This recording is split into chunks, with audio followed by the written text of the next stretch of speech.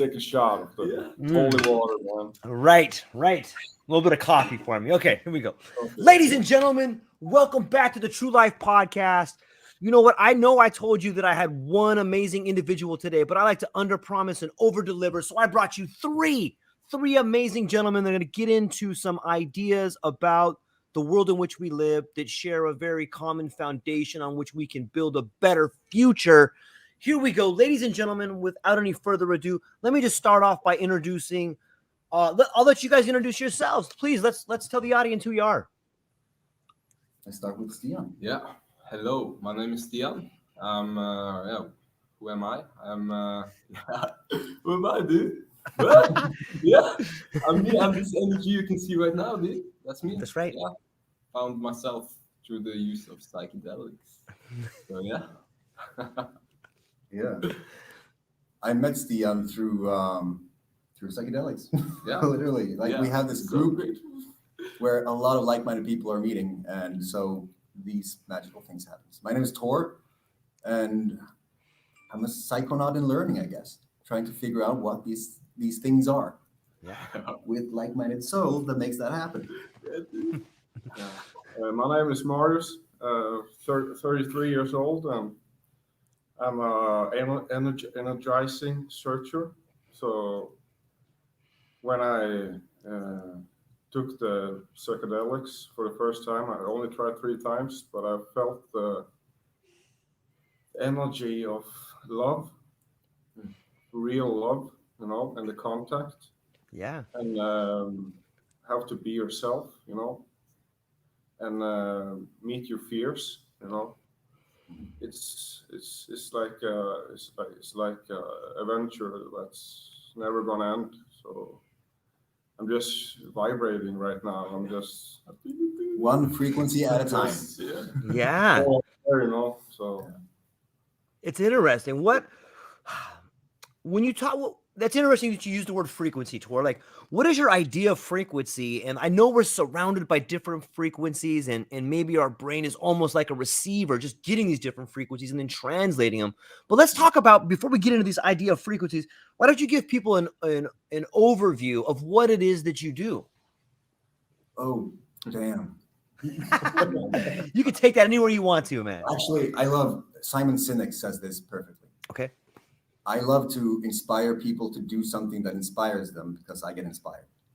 Wow. It's well put. Right. That is well put. Have you found there is a certain way to do that? Like when you communicate with people, whether it's in business, whether it's a relationship with your lovely other, or whether it's a kid or a friend, is there like a certain recipe that you use to really communicate with somebody? You want to know about Ehsalese? Yeah. He knows.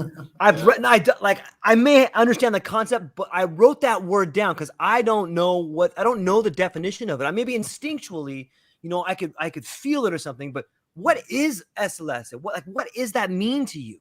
Okay, so this is gonna be good. Yeah. So stoked. Oh my god. Me and a friend of mine, we were having this conversation. We have a lot of fantastic conversations. This time we were experiencing this high, this vibration that was so far up from where we used to be. So it was like, what do we call this? Because we were vibing, we were connecting. Right. And he connected to me through poetry that he wrote. Beautiful. He redefined how I see poetry and creativity. And that opened some doors that led to another feeling that we never had before. And then he said, what is this? It was a feeling. And in Hindi, feeling means esas. In Norwegian, it's følelse, together, Ehsalese. Yeah, it's so deceptively simple. But it's basically when you feel like your soul is getting plucked, a string on your soul is getting plucked, and you just vibrate in that feeling. You know that you're doing something so ultimately, authentically right that you just get pulled towards your future. And you're vibrating on that level, attracting more energy of that same nature, just creating things as you go. Yeah. And then as you do this, you're just going to raise the vibration of everyone around you because the tide raises all boats, right? Yeah. Yeah, and you feel when that is right. So I guess Ehsalese is that emotion. Yeah. but it also gives you this tool that if you know that you're out of sync, if you do something that you hate, if you're working 11 hours in a scrubbing kitchen because you need a job, and you still don't see that you need to make that decision towards what feels right, feels, not thinks, right? Then you're just going to end up in Ehsalese, which is just constant flow toward ultimate truth in limitless love. Wow, that is beautiful, man. And you know what I like about that? You said all of a sudden you started finding yourself on this level when you started thinking about poetry. And I think about poetry, I think about language. And when I think about real communication, like some of us get to experience it. And probably all of us have spoken to a beautiful young woman and seen her blush. Or maybe one of you, I know I've had a woman speak to me and I get goosebumps and I start to blush. And like, that to me is real communication, whether it's through your daughter, a beautiful woman, a beautiful man, or someone you love. When you speak to somebody and your skin shows it, whether you're blushing or you get goosebumps, like that's real communication. And that's where poetry seems to lead us. And like, it's so amazing that all of a sudden you find this new terminology, this new feeling, this new essence when you're talking about poetry. It's like the words we use have so much power that in today's world have been drained from us. The emotion has been taken out. The love has been taken out. When I talk to you guys, I can feel it, man. When you talk about this, am I saying it right? Ehsalese, is that the right way to say it? Yeah. I'm going to start using that. That's beautiful, man. Thanks for bringing that concept up. Thank you. This just proves the point.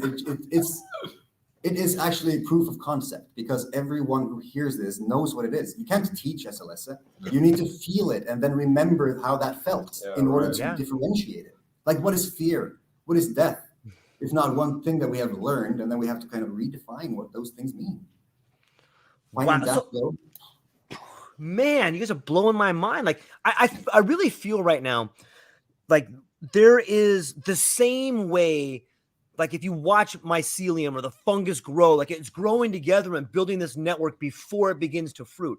And I feel like the people we're meeting, like it's not a coincidence that we're coming together. It's like we're being brought together, right? Like this is something that's happening organically. And when you start defining new languages. Yeah, go ahead. What was that, Marcel? It's building a tribe. Yeah. Like a tribe, like a people who basically connecting dots. Connecting. Our energy is recovering each other. With those frequencies, you know. Wow. Strengthening the field. And you know what? We have an idea because we have been on an adventure. Right now we're in a hotel room, all right? No, not even a hotel room. We were given the conference room. I have this backpack with the computer in my car, and we're actually heading to a retreat to kind of really focus on this energy. We have international support from Croatia with energy protectors. Like we have been open-minded, like fuck. Whoa! So, right now, so many things are happening, and we figured it's going to be an adventure. So we came to this town to wait for the last member, the fourth person. So we've been just waiting. This has been the adventure so far. We figured we wanted to ice bathe. We wanted to go actually to swim after we had amazing food, like amazing salad and stuff. Nice. Yeah, because you get these energy waves that we get this feeling of it, that this all is a meaning of it. It's a meaning and it's all right. And we've just been going from frequency to frequency to frequency. Every one of us has just been, whoa, what the fuck was that? Right? That was the shift. That was Ehsalese. Yeah. And so we went over to the docks and we wanted to go ice bathing, right? Yeah. And so we go through the city with the towel and just our undies, right? Come to this place after walking for quite a distance. There's a dude coming out of the water, just waving hello. And we were like, hey! We go there, we get undressed, we go up to the field and we do these Wim Hof movements. It's just making all of the energy we can. Yeah. And we jumped in the ocean. We jumped in the ocean and we go back up again and we did some exercises, some more exercises, and went in some meditation form and did some breathing exercises. And we felt this contact that explode after this exercise. So we just float on the skies after that. We were dripping wet in our boxers in November, and people were standing around us, hands in pocket, tap on head, just, what the fuck? We were sitting like 20 minutes. 20 minutes afterwards, we come out, hands burning, not even feeling cold, being in some sort of a new frequency. And then the guy asked us, what is the secret? Yeah.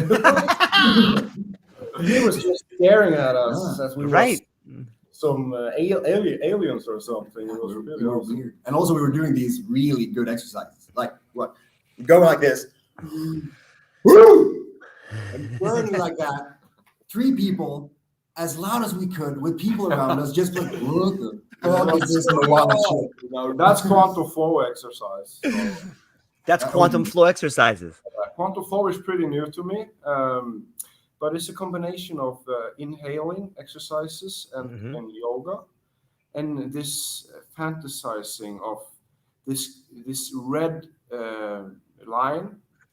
You should visualize that's a red line going down to the earth to get contact with Mother Earth, and a red line that goes up to the universe, so you get full contact. We're going to visualize this, and with this breathing exercise and inhalations, you get pretty dizzy, so it's pretty easy to feel, you know. And it's a lot of ways to get contact with the universe. So I'm trying a little bit different types of exercises, and I and I use the exercises that feels good for me, and I try to mix it up a little bit, and we try different things. So this one was really good. So this time was really good. I like that. I like that idea of visualization, and I've never heard of visualizing a red line to the skies and to the ground. But you know what? Just as soon as you said it, I can't stop visualizing about it. You know what I mean? Like now, I'm like, yeah, I could totally see I that. haven't told them yet because we haven't done it yet. We're going to do it tomorrow, so we're going to. Spoiler alert! Spoiler! Hey, we're going to get soul contact tomorrow. And we'll fly. Yeah, it's so pretty exciting. Cool. It's pretty cool that there's so many different ways to come to have contact with this energy. So if you can combine, you know, some of the good exercises, we can do amazing things. Because in my world, it's no book. He has literally not read a book yet. So I've never read a book in my life, man. He's just been on the flow. Man, see, so that brings me this idea too of knowledge. Like so many people in all of our societies, whether you're in Norway or whether you're in Azerbaijan or in Hawaii, we have come across this idea for centuries where like you have to go someplace to learn something. You have to go learn from these other people. And increasingly in today's world, the people that are teaching, they no longer have the experience. They're a person who knew a guy who had a friend whose dad's mom's cousin did the experience. You know what I mean? And so I had this idea on a recent, just really high dose psilocybin trip that, you know what? You don't learn from other people. And like knowledge isn't something you learn. It's something that's revealed to you. You know, like knowledge is revealed to you. You can see it in a tree. You can see it in your cat.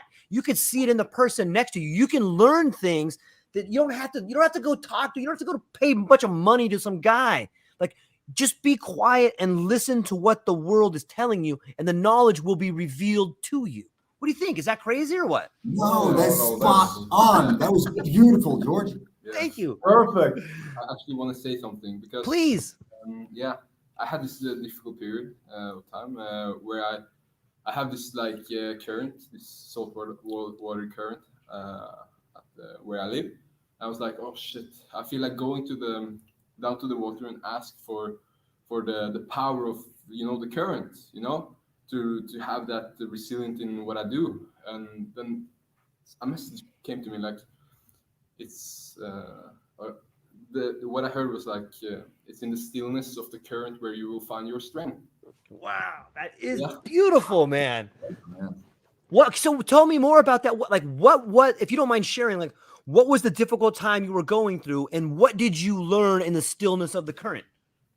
Yeah, well, the difficult time I was going through was something with my family, like because my father is like a narcissist and not a good father, and I experienced that. I felt like I should do something about it, so I called the Child Protective Services and started a collaboration with them. And that was like it was tough, dude. But and what I realized was like in all of this like madness and all of all of the good stuff also, like all the energies which is happening through my life now is so amazing, a lot of stuff, dude.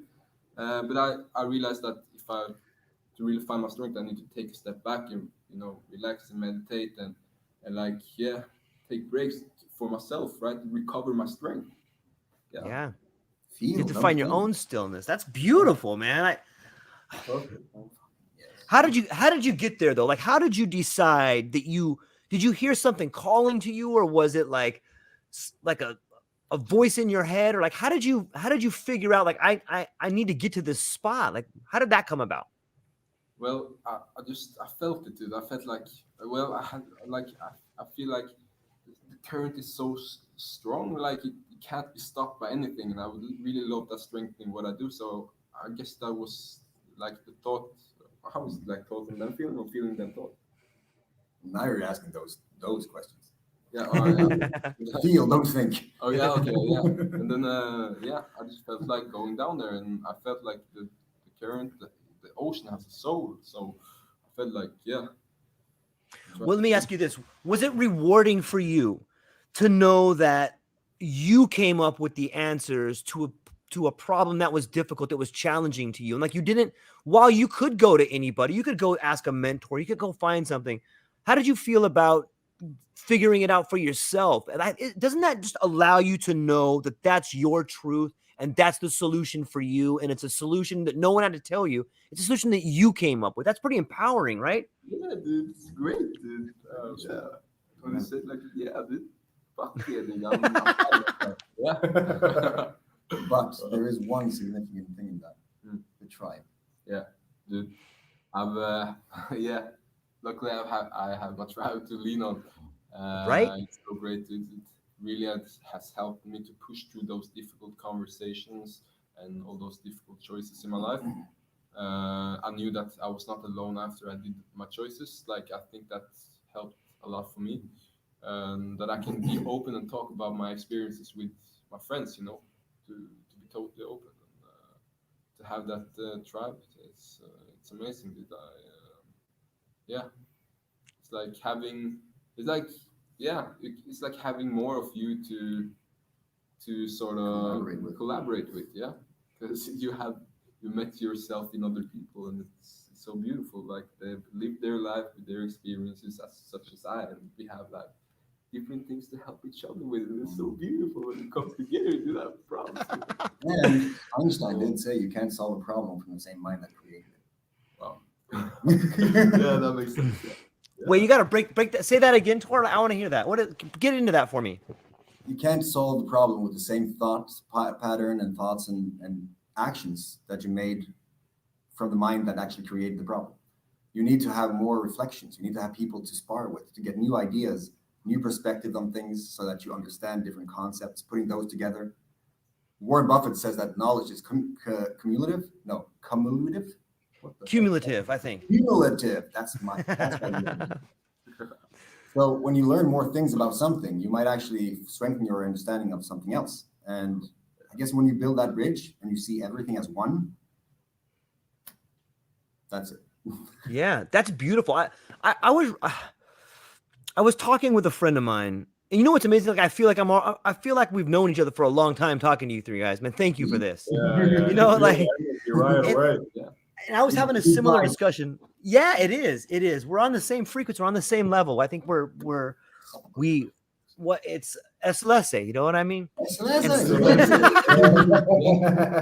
Yes. Yeah.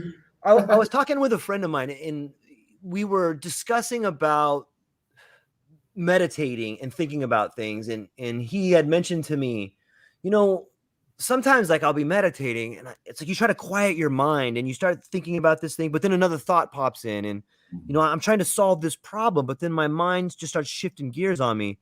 And I had told him, you know what, I had a similar issue, and the way that I began thinking about it, the way that it was kind of revealed to me is like this when you're trying to focus on something, and then all of a sudden this new idea pops in that shifts gears.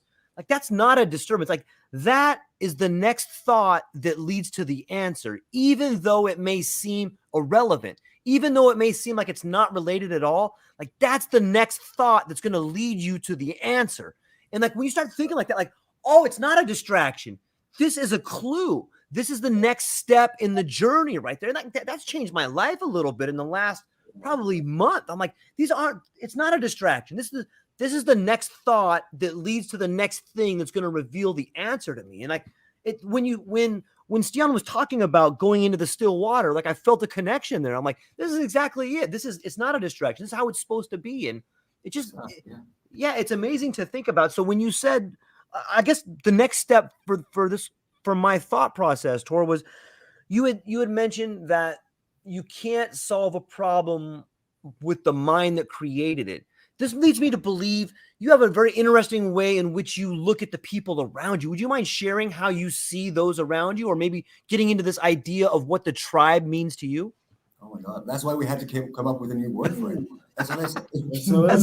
We had to simplify it. It's we were talking about this actually. Most people love to talk about things as if, like, I'm going to tell you how to do something because my way is the way. But we were talking, and then when you're trying to help people, you basically just listen, right? So I like to listen to people on the deepest of levels, because just the things that this guy went through and this guy went through, it makes you think, right? It makes you think, holy shit, if you can do that, then what is stopping you from doing that? You're talking like this, so you're just keeping yourself from that. Just pointing out those things that really reveals that we are the same person, right? We vibrate on the exact same level. And when that happens in tribe, where you have more people than just one, and the energy grows, right? We were talking about this thing, because when we were ice bathing earlier, we came up, we were in the water for 6 minutes, came up, sat down, meditated for 20 minutes, and people had been seeing this, right? What is the secret? So it was the thing that he needed. We were just saying, in a year, or we haven't decided if it's a month or a year, we're going to have 400 people doing the same exercise, creating that energy, and just see what the heck happens. See, they felt the energy, man. Yeah. So that's what tribe means to me. Something bigger, something really big. Yeah. Yeah, it's the resonance between a group of people. And it almost sounds like you're using tribe as a verb. Like it's like an action word. It's like something that has a positive and negative charge. And the way you guys were explaining it, it sounds almost as if it was, I think what the right word might be, but like, I can't think of it.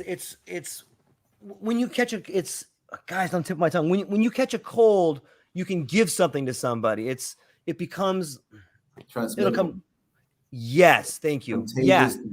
Contagious. That's exactly. Yeah. Well, you guys seem to be putting off a vibe that is contagious. That's pulling people towards it, and it's an energy, right? Like it's something you're tapping into to do that. Like you already said, the guy was like, "What's the secret?" That's curiosity in its form, right? Coming towards you guys. Yeah, I mean, when you're sitting there, nude almost, and you're like packed up and just cozy, and you're like, "I'm kind of cold. How are they doing that?" Right? Then there's a journey itself, just being on that level, because that is not something that most people do, right? Right. Sitting there being warm in cold weather after being in the ice bath. So for us, it's learning just as much as everyone else around us, because I've never experienced that before. And this weekend is basically based on that, to explore the freaking frontier, because as I said, we're going to open a freaking portal. Yeah. Have you felt the energy in your hands? The warm?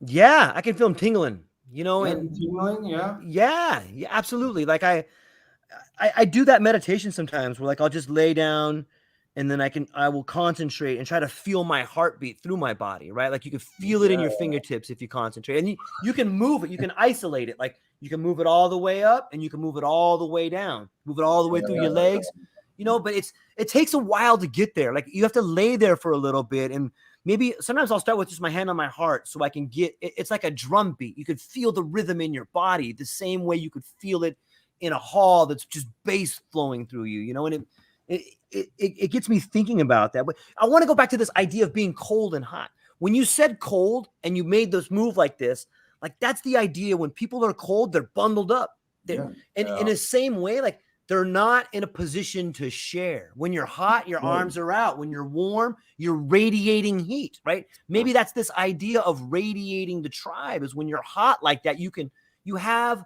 warmth to give when you're hot. When you're cold, you're selfish, you're isolated, you're pulled in, and you're not in a state to receive anything. It's kind of interesting to think about the language there. Yeah.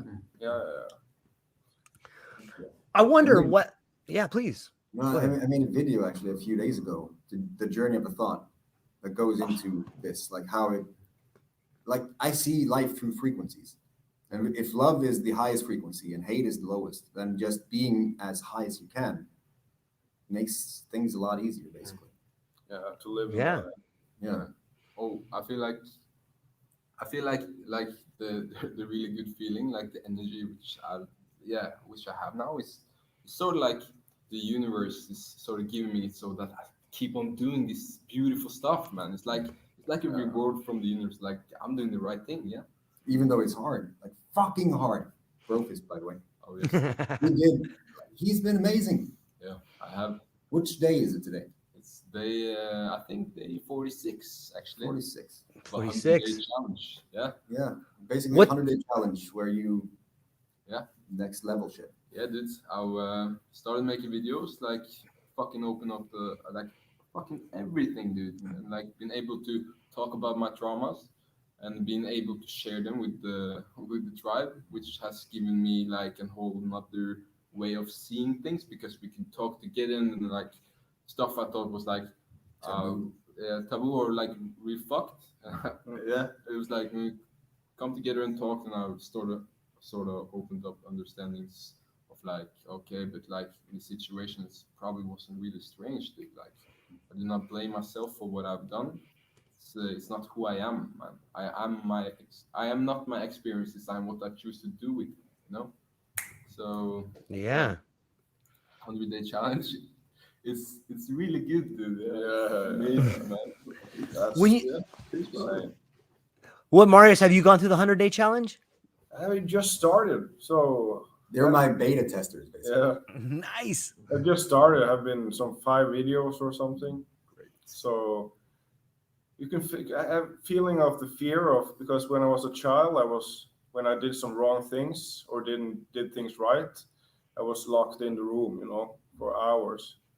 So I felt this a little bit of fear because you're gonna meet your fears, Yeah. So you get a lot of fear sometimes. So I had 1 week now that I haven't sent no videos. So I basically locked myself in the room, like my parents like Right. they did. So it's insane because I want to do it. So I've been ice bathing for every day. So I've been starting doing things, and psychedelica is pretty new to me. So for 1 week ago, I tried 1 gram, and I felt this love. And in the week after, I felt this to do. Everyone have to-do list, and that list is just when we're not in ourselves, it's so big, and I felt this was just like this small. Psychedelics make me go to the fear and not fear it, So it's pretty awesome how this works. So that is awesome how it works, man. That's super. That stokes me to hear. Do you feel like back in life and take the trauma and rebuild it to your strength is legacy for you. Yes, dude. So That's it can what help. it is, man. Yes, that's what it is. I mean, that's why I went through my trauma, because, dude, I'm gonna make a change with my experiences from my trauma, dude. That's actually why I didn't kill myself, dude, because I felt I could do more with my experiences, Yeah, like you're here for a reason, man. Like, Oh. And you know what's crazy to me? Like, I've seen people closest to me. I've sat on the bed with them while they're at the hospital because they attempted suicide.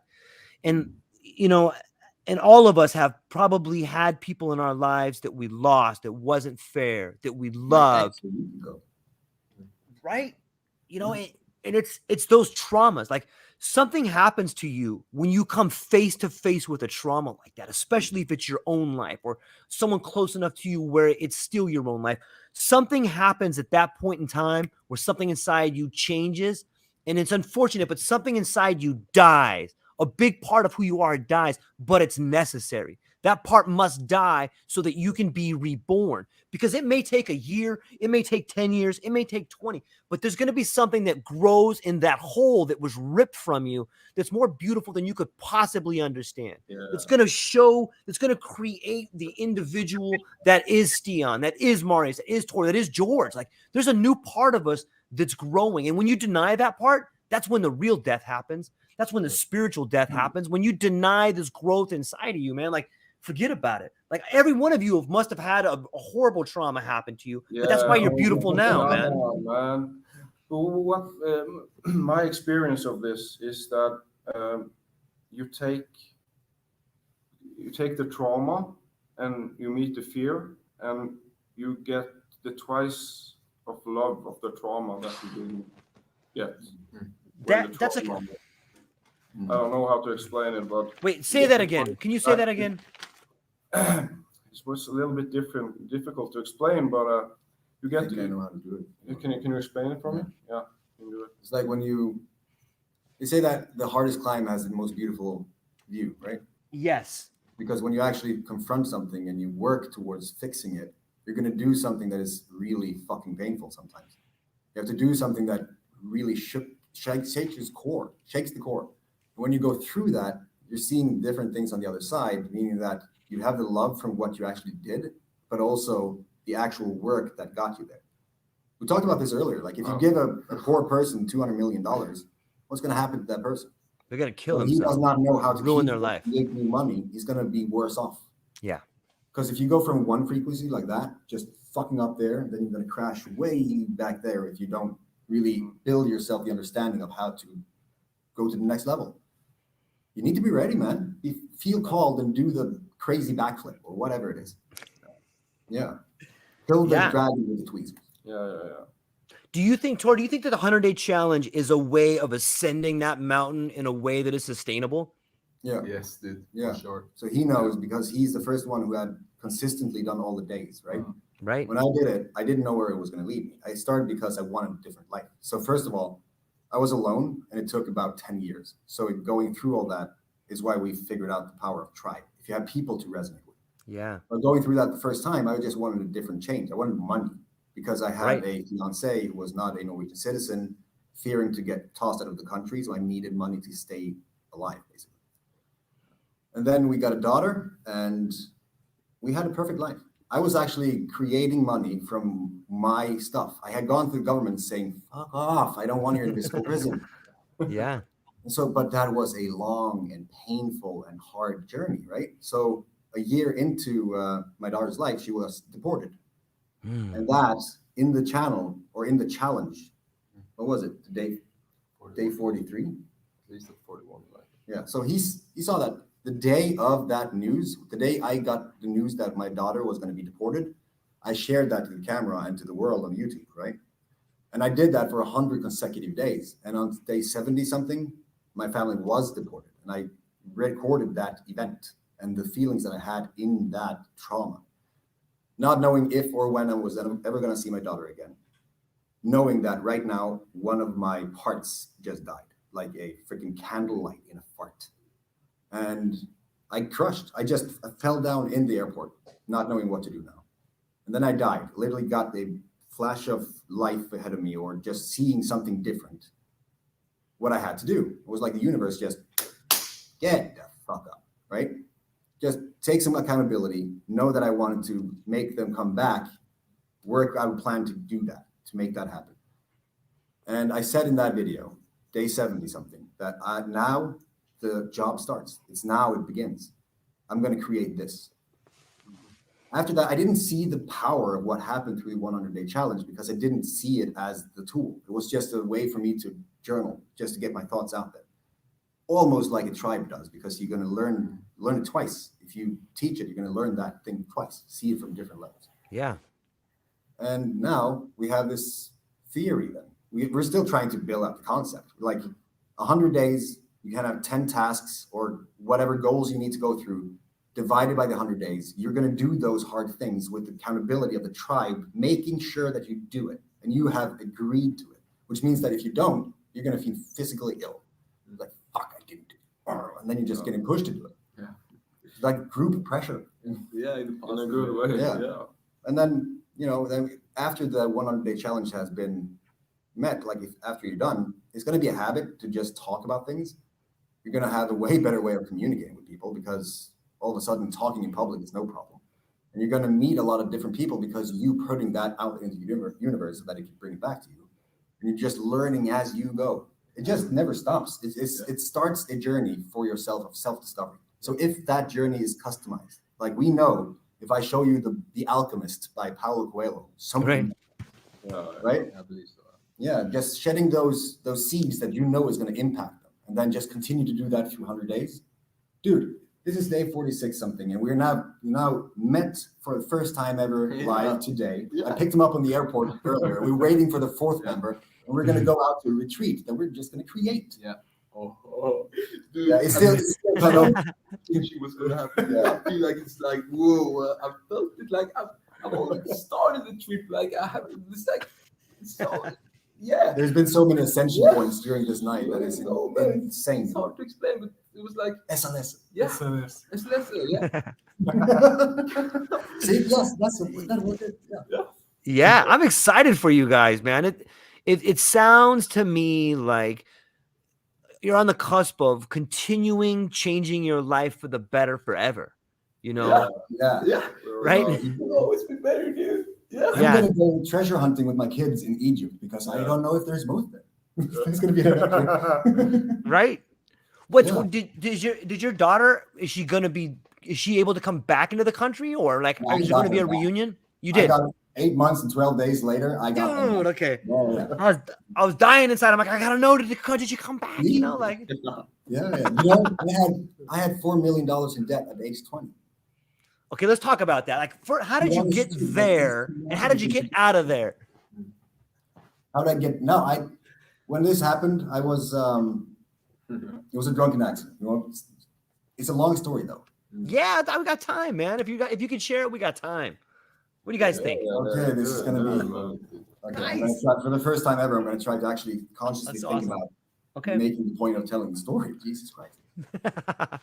Okay, so I got a blood clot in 2005 that was basically stopping for doing anything. I woke up in the bed and my arm was 11 centimeters larger than the other arm. So something was weird. I had sex in a different position. I thought that might be it, but then it turned out to be a blood clot.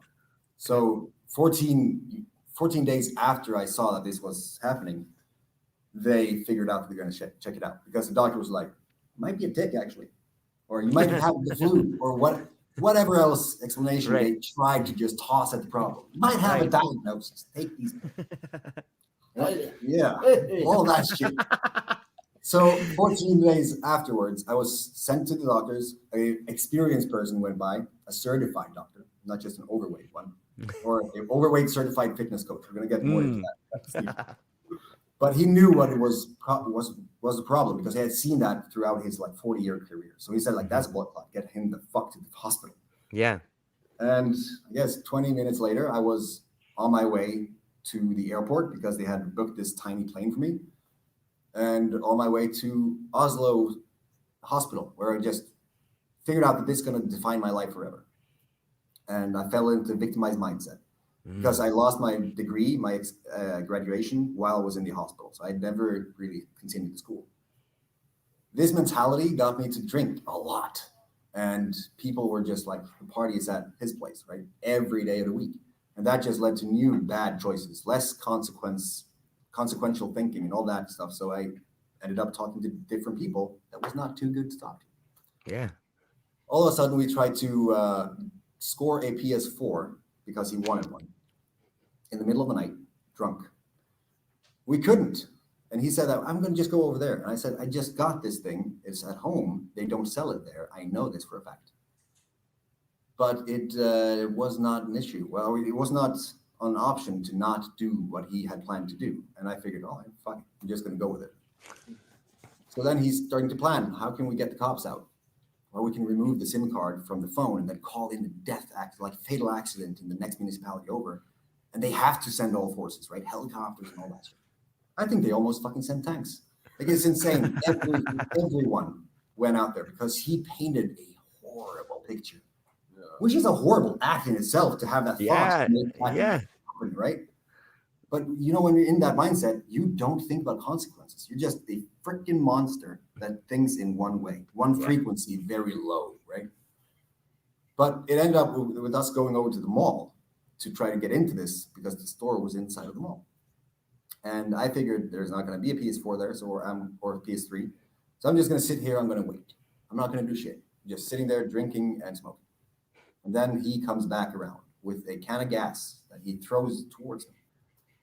What I didn't see was that the lid was off, so the gas sprayed all over the place. And I didn't think a lot back then. So I figured how cool it would be to just lit this little puddle on fire to see how it burned.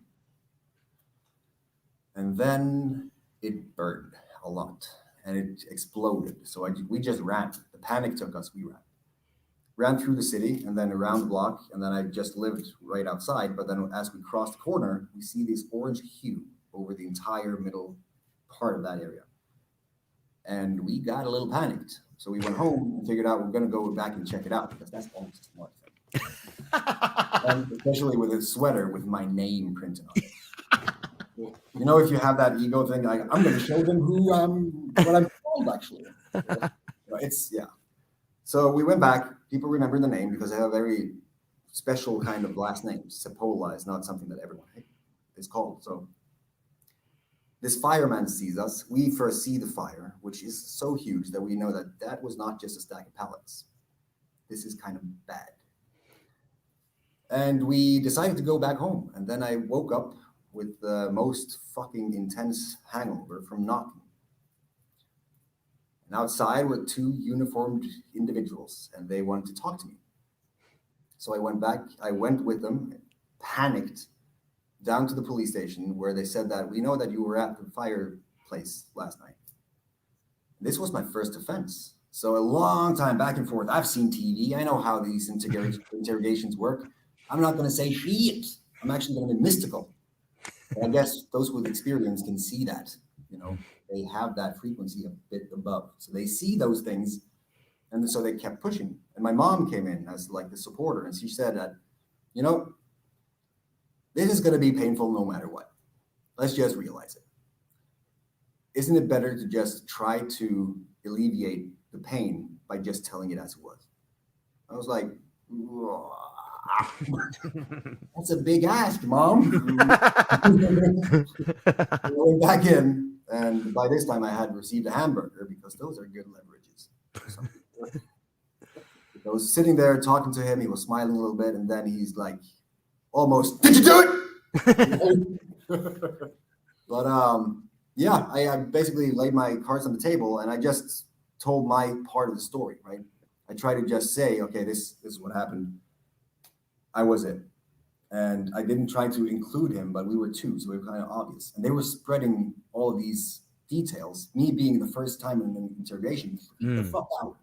I figured I'm just going to have to do it some way and just try to get this done. We ended up in prison. And then for some reason, he was released ahead of my time because he didn't tell the truth. Right. As far as they knew, he was still kind of innocent because they didn't have any evidence that he did anything and he hadn't spoken. And there was no evidence saying that he actually did anything. So he was released ahead of me. And then I was like, that is some freaking jury system. Like the law around this is just amazing. I was released and I had learned how to burn people with acid in the prison. So I had gotten what I needed to dispose of the human. That was where I was. And then I got a good way of the distance and I was like, what are you thinking about? Because I just came out of prison, but I was at that frequency. Yeah. But then I had a second thought. I drove back and I knew that this is going to do some shit. Now I'm a free man. Everyone knows that I torched the only pub in town, which is not a good thing in the Christian belt. They got pissed. People started to shun me on the street. And I was going to buy beer. And this cashier says, thank you for burning my business down, bitch. Right? It was like, damn, that was a first, right? And the entire national news had told everyone that I was going to be a debt victim for life, right? My lawyer told the frickin' newspaper. Are they supposed? Is that legal? No. No, I don't think there is. But I saw that. I saw my life unfold on TV, basically. And that is an image from third perspective. Wow. Yeah. Yeah, that is just like I did that. Oh, that's interesting. But then I started to hang out with different people again, bad people. I just came out from prison. Now I was a criminal, and everyone was seeing me as such, right? So I started to hang out with people, and I figured I'm going to get a hefty fine for this, or prison, or whatever. I had to get settled. I didn't get my graduation as planned, so now I have to figure out some way to do something. Let's become a robber, right? You get such great ideas when you're down there. Right? So that's what I did, and we planned and we did, and hurt a lot of people, or 3 especially, because we robbed 3 places. And at the second one, as though the fear of doing the first one was intense enough. I mean, you're trying to put yourself into a character of something that you really don't want to be, because I think, theoretically, that if you're doing something you know is inherently wrong and bad to another person, you are going to feel it and have to struggle through to do it. Almost like trying to become better, you can actually strive to become worse. You can cross boundaries in the negative as well. So I went pretty far down, and I told this taped up woman that I know where you live while I'm pointing a gun at her in Norway with the fucking ski mask on. I know that hurt her bad, and I hated it, because this was not me, but although it was me, right? And I was like, well, this is just who I am. And then if you accept that, it's horrible. So I felt bad, and because of that, things kind of shifted as we went through this. And I helped with another robbery, number 2, which was easier because now we knew kind of what we were doing. And it was in morning, right? It was a bus driver alone. So we planned this to be as cruel as possible, almost. When we did that, we figured we're not going to do this on our own. So we actually paid someone or bribed someone to do it, the last one, for us. And he was just with us for his dependency. That is horrible, like using people for their limitations.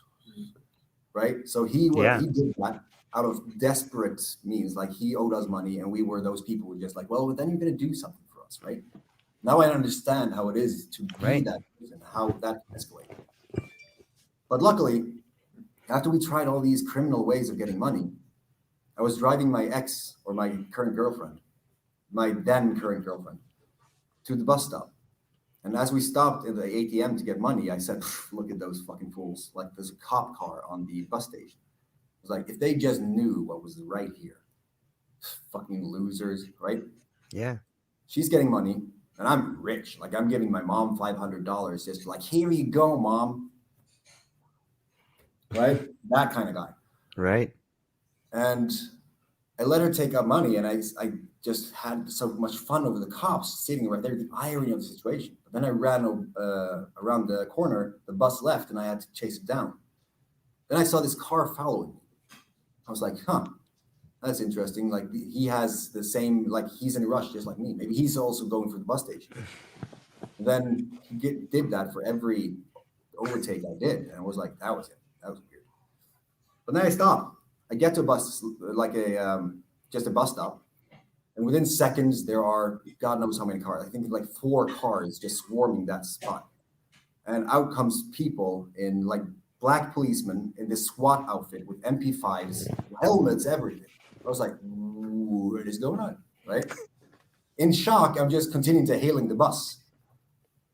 And then my girlfriend comes out, and I just try to say goodbye, right? Give her a kiss, like nothing is going. It's like sitting in the fucking kitchen table with the coffee saying everything is fine, but everything is on fire. Right. And shortly after, they tossed me up against the bus, handcuffed me. I said, I'm going to call you as soon as I can, to my girlfriend. The entire bus is seeing this. She has to be on that bus for the entire length home, which is like 2 hours. I can't even imagine. So I was tossed into prison, thank God, because now I had been challenging my lower frequencies so far that I was not seeing any limitation. It's almost like the exact opposite of this. It is exactly the opposite. So I saw that I was capable of anything, which is scary. I mean, people have made songs about this. There's a monster inside of me never let you see. I keep it caged so you won't control it. It's like it's always trying to get out, but then if you accept that it's there and you've been there, you know that it's there, and you know that you went through a journey together. You can sit back. We know we got this. It's that confidence going through the shit. And I think there's a lot of different kinds of shit. But in prison, I was in isolation for 7 months. They actually got me in there for like a first 7 days in the drunk tank. Did not know what day it was standing on my head singing the national anthem. I got crazy. Yeah. And then they tossed me into the cell, being benevolent and all, saying that this is where you're going to live for the foreseeable future for 13 days, because that's what they applied for. So 13 days, complete solitary confinement, no visitors, no letters, no TV media, nothing. Just be there, right? All right. And actually it was 14 days. And then at the 13th day, they just applied for a new stay. And they did that every time because it was legal to go over 14 days. So they made sure to just overloop it. There was like this loophole in the law saying that if it was separate ones, it's not going to count as one stay. So I stayed in there for 3 months. And that kind of fucked me up royally. So I started to draw everything I saw. And I started to think about how I can release my body weight on the sink and all those crazy thoughts that I've never had before. And I'm jealous. Sickeningly jealous. Like I think of everything that my girlfriend is doing with another man as I'm in this cell alone. So really creating my own pain and reality. Right. So after 3 months, they were going to let me out because now they had received a lot of evidence, basically convicted or arrested 40 of my friends, saying that I was the leader of this criminal fucking league. Showing this in the national paper with like 50 or 20 or 50, a lot of people, 41 probably. In this paper on 2 pages, all of them black. Like this person was from here, this age, blah, blah, blah. 2 of them were red. And it said that one of these 20-year-olds set fire to them all, right? It was supposed to be anonymous, but everyone at that time knew exactly who that was. So they could just as well just a picture, a name, how I eat and shit every morning. Like very clear, right? And I saw how my reality shifted every day because I was waiting for something I never knew was going to come. I could try to just live in my brain, seeing where I could go, but it would never change because it was depending on what they would allow me to do, right? Yeah. So I went through a lot of things and tried to become what people say that you have to become in prison. You have to become this hard person that's not going to back down and stuff. And that made me try to be someone that, again, I'm not, which I guess just got things to the next level, right? There was a lot of things that happened in that prison, and I know that right now it feels weird talking about it because I've never shared it. This is actually a new shit for me. Okay, so in the prison, people were of all kinds, right? This was a maximum prison system, and we were just locked in this place because after 7 months, I figured I could start to see people again, and I got into this gen pop. One of the people in there had a razor blade in his mouth that he had practiced shooting out of his mouth because his Iranian uncle or something or father had taught him how to protect himself in those conditions. Just knowing that dude was going around with a razor blade in his mouth, it did something to my mouth. And then knowing what other people were in for, like horrible. The people you see in the news were sitting and eating lunch with me, right? And I was just going through what I could. We had a good relationship with everyone. And it was just our reality. We had just had to adapt to that environment, right? So I took up studying. I started to read Harry Potter to get out of my head. I started to just do things to live in another place. And then the trial comes up. And there they are. Everyone that I hurt, everyone that I put through all that pain, my ex sitting there on the stand with her father behind her, a MC leader from the west part of country. Like last time I saw him, I was basically asking his daughter to date her. I was asking him if it was okay for him. He was on a motorcycle party or a festival with all of his charter. And he was the leader. And as I asked him, how are you doing, right? Trying to open the communication. He said, this guy should have been buried and killed right now for what he did to his daughter, to my daughter. There was a lot of people there. And I said, I agree. And I should have brought the shovel. because I kind of knew that I was going to be fucked either way in that situation. Yeah. It was, if I tried to just be as positive, I guess, as I could, I had no understanding of what I have today. So I just tried to do what I felt was best. And he said that it requires something special for you to come up here, knowing who's here, to ask again to date my daughter, who you put through hell when you went to prison the first time. And how jealous I was of her and everything that I did. So when I was in prison, I was jealous and I burnt that right out. When I came out, I was a different person, not jealous anymore. So I met her and wanted to kind of continue what we had. But then I got into the whole robbery thing, went to prison, and now his father has all that experience of me, right? So it was a tense situation. And seeing how she relived those moments, how she broke down, she was accused by the defenders, or the attorneys. Whole shit show. And this happened for all the victims. After that, I figured I'm never going to do this again, ever. And I put all the cards on the table. I said that I'm going to explain my part in this and nothing else. That's what I know. That's what I'm going to talk about. And then my partner's attorney started to say, can you deny that my client had anything to do with this? Like this murder spree or this robbery spree and all these crimes and all that stuff. And I said, no, I'm not going to deny or confirm anything. I'm going to take responsibility for what I did and tell it from my story and my point of view, because I actually feel it's kind of a dick move to put me on a stand, literally put me on a stand, make me decide if I was going to throw myself under the bus for him so that he comes off scot-free, while he was also the one initiating a lot of these actions. So I told him my story, and it was like between 4 and 6 days, this courtroom. And it was just being there every day, going through every single detail of your life and more. You know, did you masturbate in this tissue next to the bed? I don't know, maybe. Right? Things that has nothing to do with the case. They talk everything on it. And when I got out, I swore that now I'm jumping ahead.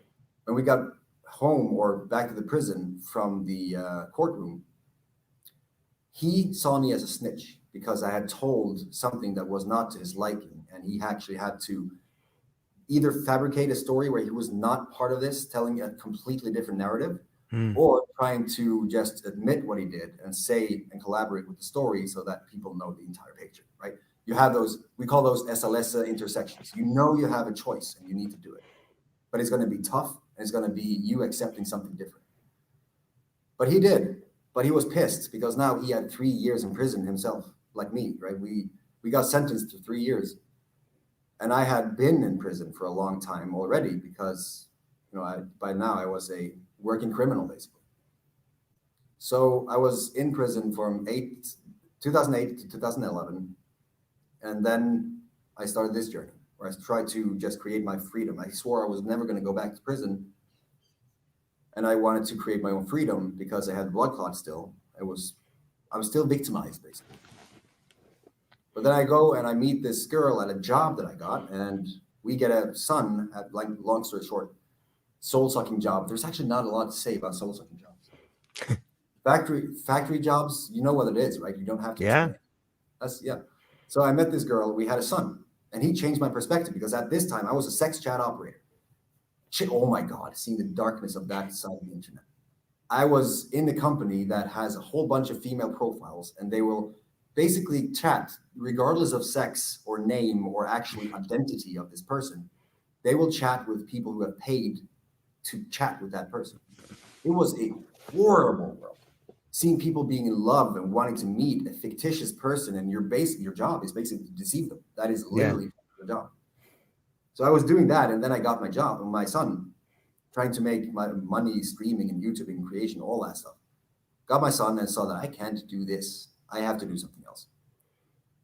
And me and his mom split up, and in the coverage or in the severance, as we divided up the things after the relationship, she got me 4 to 6 tickets to a festival. And I figured I needed to have a break. So I went to that festival as part of those tickets, met my soul friend, the love of my life, Michelle, and had a daughter with her. Just that alone, just that festival cannot be described in less than a book, because it was a dent in the universe, love at first sight, and a whole bunch of things that just concludes and basically, confirms that all of this is a thing. When you're doing these things, you're going to lead to new things that's just going to continue evolving, right? Yeah, that festival completely changed my view of life. But they got deported. And during that time, I found psychedelics, I found quantum physics, epigenetics. I studied how to improve myself, try to get them back, set goals, try to help as many as I could with my experience, learn marketing, sales, was working as a coach for different companies, and then figured if I can do all of this, learned all of the things within sales, advertising, marketing, all those things before, why can't I use that for myself? But what do I want to do? What do I want to share, right? Yeah. And that has put us up to this new path, meeting like-minded people, developing Ehsalese, the whole thing that we're doing, just creating something so unique that people cannot really put them into words, right? So we had to invent our own, inside of like this legacy forge. We call it the legacy forge, where you come in and you use your path to create your strength, from past or pain to power, warrior to warrior, and just always mess to message. That is one. That is a good one. Wow. Oh, that's so powerful. Yeah. It's insane. That is the cliff notes of the journey, I think, and that is the first time I've tried to be that detailed. Thank you, man.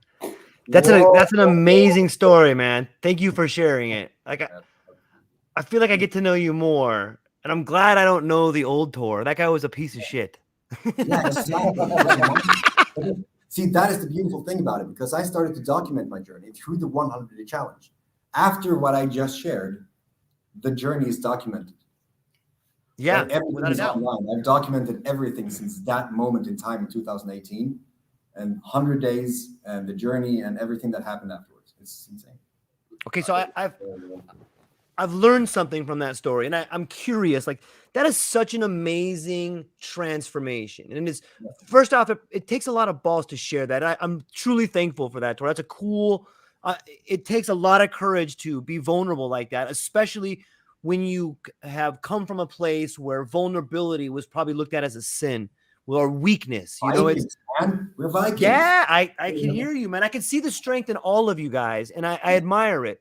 But the true strength is being able to look back at the past and seeing this thing you thought was strength wasn't strength. It was the illusion of strength. And in fact, you were trying to chase strength by being this person that you weren't, man. But you have something, Tor. You know, and I see this in a lot of people, where even some of the people who play the role of the worst criminal, they have this ability to look into the souls of other people. When you were in your criminal phase, you could probably see vulnerability in other people, and you exploited it. But it seems now you have the ability to see this thing in other people and build upon it, right? To create, like, and you know what that is? Like, that ability to see that in other people is because you can see it in yourself, man. And I'm so fucking glad that you have become the person you have, man. That takes a lot to do. Most people can't. Most people get stuck down there. And when you say things like, look, the energy down here, you can push yourself down and push yourself up and up. That's something that only someone who's been there can do. I think that the people who carry the bags need to do it, because they have to give the tools to others, you know. Right? And can you see the bags you've been carrying, Marcel? You were locked in a room, and all of a sudden you are starting to see the very foundation which you came from. Marius, and what I've heard from you say, you talked about growing up as a child and having this trauma, and then recently, hey, I've locked myself in this room. You're beginning to see the patterns in your life. Yeah. And pretty soon the next step is you're going to be able to see all the things that happened to you in the lives of other people, and you are becoming the guy that's going to have his own group of people, and you are going to be the leader. You're going to be the teacher. And like, I can see what you guys are doing, man. I can see it in all you guys.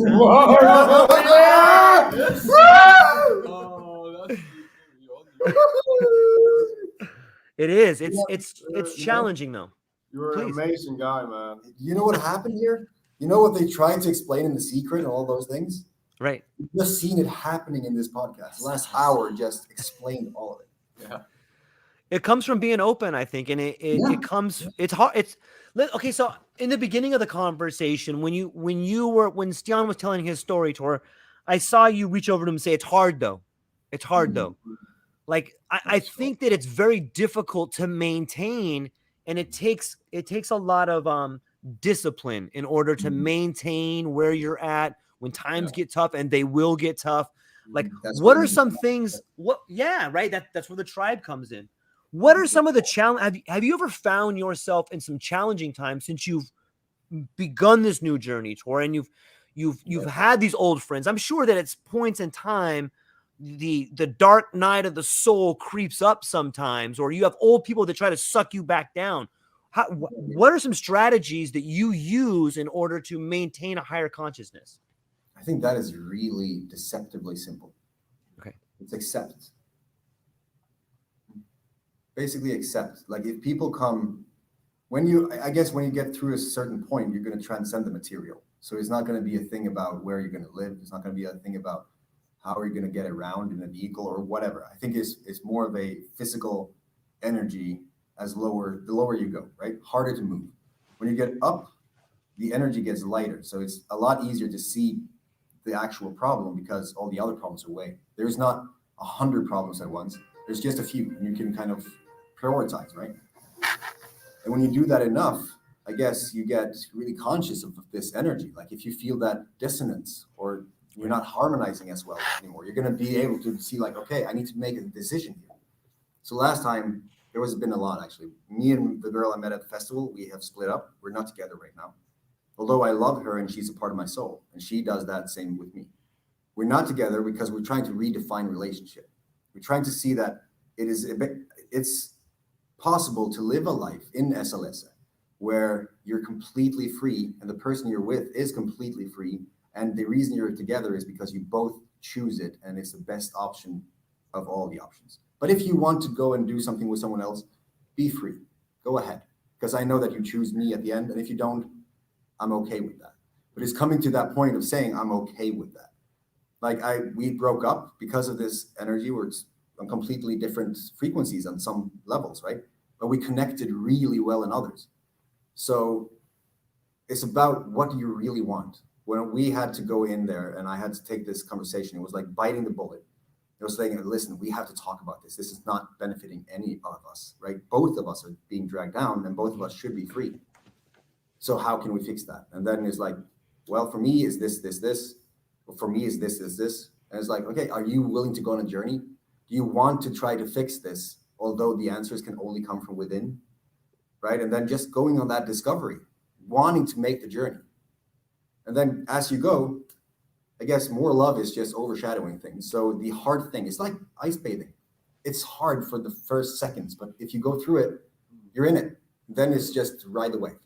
It's the same thing with everything. It's just what consequences are you willing to accept for doing those choices? Yeah. And then when you do, you know that you see most likely that the reality that happened as a consequence was not the reality that you created, trying to imagine the solution or imagine the consequence before it happened. So it's accepting and just be here. Right now, everything that's happening is that we are having this conversation, right? Yeah. I recently have had some experiences, I'm straightening up my life and like making up for my past. So I've had some difficult conversations to make, but I felt it was really necessary, to really get further in my development. And I was like, standing in front of the call and like, oh fuck, no, I don't want to do this. Try to meditate for a long time. It's like it was so. I felt it's like so much fear, even though I knew I've been in these experiences before, and I knew on the other side it's what I want, But the fear is still there for some reason. I had my tribe to lean on, and I also, I was like, Transformative Ehsalese. Hey, Tian, I got a question for you, Tian. How do you think you would have reacted had you met Tor 15 years ago and you met him? Wow. Oh yeah, but like the old Tor. Yeah. Good question. Well, Yeah. how would I? Well, I was like 5 or 6 years old, but I would probably like if you were your age now and you had met the old Tor. Yeah. I would, from where I'm now, I would probably see that he's troubled somehow, you know. And I've come to the conclusion that it's not people's fault for being or becoming what they are, you know. So from this perspective, I would not have judged him, and I would. Because people are not their actions. Yeah, they're not their actions. Or yes, the experience that you go through, but what you do with them is up to you, right? Yeah.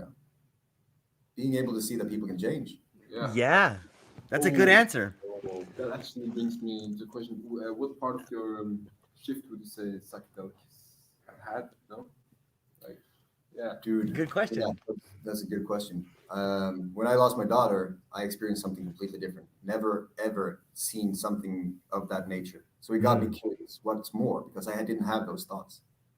Got to meditating, and through meditation, which I also documented in the 100-day challenge, I found one episode. I don't know which one it is, but I go into this really deep meditation, like a long one, and I went on a very, very vivid and emotionally heavy journey. And I went from me and just visualizing as far as I could out in the universe, and then as I went, less planets. All of a sudden, it was just this black to white line. And all of a sudden, I was back into another universe, which was negative of what I just came from. Right. So I went back into myself from there, and then out from myself, and into myself. And then all of a sudden, I had created this multi-dimensional snowflake in my head as a Pixar movie, which zoomed out into a drop of air, which then did this Pixar thing where it just went up to a whale, which turned into an eye, and then popped. And when I got out, I was sweating. I was hard to breathe. Like I was really shook because I was like, what the, right? And that got me thinking that this came from something that I really didn't consciously think about. So I started to investigate more. How can I get deeper? Yeah. And I found the Silva method. And I tried different meditations, and I tried Wim Hof, and I read books and took courses, and all of a sudden I found plant medicine like cannabis. And was able to get even deeper. And there was something in it. That is not what I've been told. I'm supposed to eat the faces of the neighbors right now, right? So it kind of shook me to the core. It's like, this is not what the reality I have been living in was like. And it got me more interested, got me into reading about psychedelics, and I tried LSD. By then I had read so much that I knew a lot about my mind, and it became, all of a sudden, it became necessary for me to be the guide of the two experienced trippers that were sitting there who had just taken 2 back-to-back. Who the fuck does that? Right? So I came in there not knowing what I went into, but I saw that they had a good time, kind of scared of everything. And it was like, wow, I hope that doesn't happen to me, right? I was just thinking, just going through all these motions and seeing what that was. Next day, I called Canada for a machine that creates wool, and it had broken down. So I was like, where is the manual? And I got the manual. I read through it, which was insane because it was fast. I was feeling it more than I was reading it. And then I was like, all right, I'm going to call them. And I called them. Dave picks up and says that, not often they get a call from Norway at this hour, right? They wanted to send a specialist in 2 weeks' time. I was like, but I think that the problem is on the L205 on the back rear thingy, right? And I went fucking technical on his ass. Right. And he was like, yeah, and okay, yeah, you just do that. You go in there, you loosen a little bit, and then just tap really slightly. I was like, all right, thank you. That's all I need to know. And I fixed that thing. And then I was like, that was new, right? Yeah. So the clarity phase was something that I really enjoyed, but I didn't really enjoy going into it like, and then being there for God knows how many, 2 days, I think. It took a lot of time before I got back. But it opened my eyes to psychedelics and what that was. And I started to think that I did not use that as the other people did. They were sitting there having a party, trying to see. Right. I went in within and saw things that I'd never considered them. Right.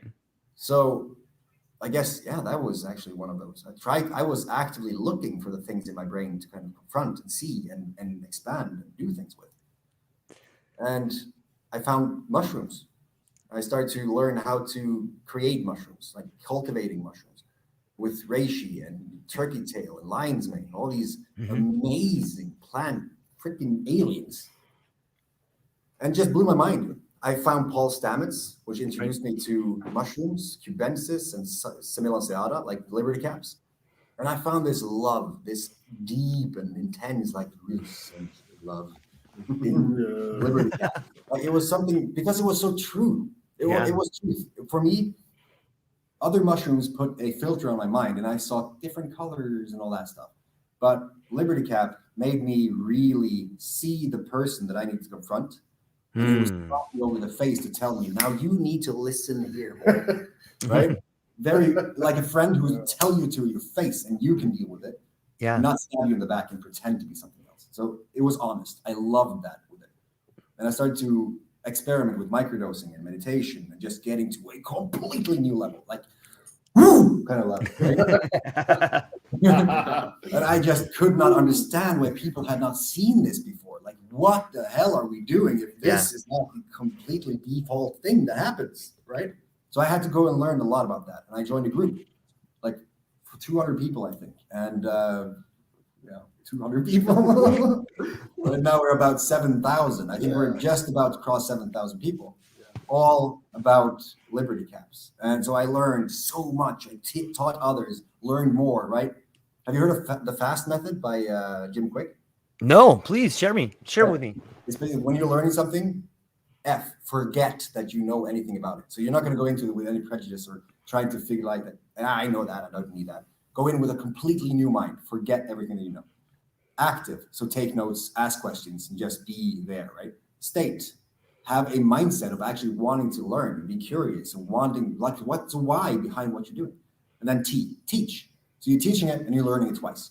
And the more you do that, the more of an understanding you get, the more ideas you're getting fed, the more the whole understanding of the entire concepts are being seen.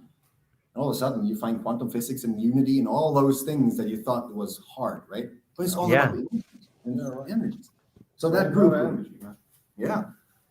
that group grew, and that's just a bit of the adventure. Yeah. Now we're basically figuring out. We're learning how to really take it to the levels after the 10 next levels, right? We have started something today, which has been a complete resonance all the time, and we have just been expanding consciousness all through the day. It's been actually on the parking lot. We were standing and talking. Then he's going like, "Oh my God." And it's just, "Oh my God." Like the Trinity, the everything, the energy and flow in the thing that we created was just, oh my amazing. God. Oh my God. We popped out of it. Like we were so deep in it that was like, holy shit. We needed to sit down and start breathing. What is going on? It was just need to relax. Feel I'm flying. So what I'm seeing here is this tribe. We're meeting our fears. We get comfortable to being in our fears to get the greatness. Because the greatness is so big that the fear is so small. You know? Love overshadows the shadow. It's I'm sorry? Follow the light. Love. Yeah. I want to go, but there's so much in there, man. I'm super stoked I can't believe this is like your guys' first coming together. Like you guys, this is an intense conversation, man. I can feel the intensity. The first thing, like George, you're gonna always be so special to us. Yeah, George. I'm part of it, man.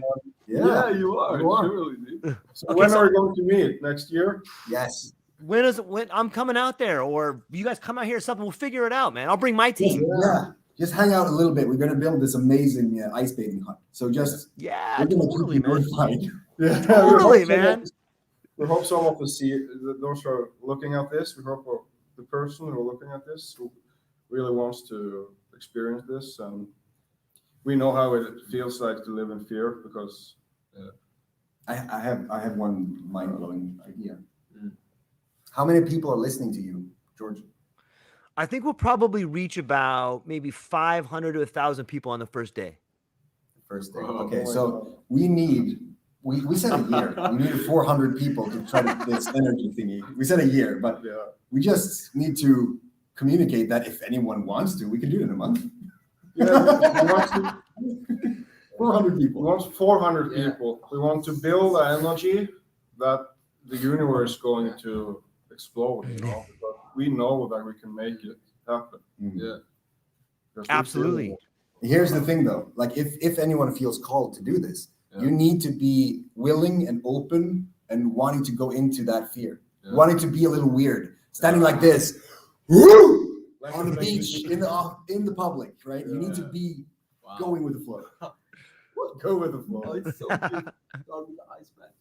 Getting over your fears. Maybe it feels like a little bit different right now where you're sitting, but remember, we're a tribe, we're a pack.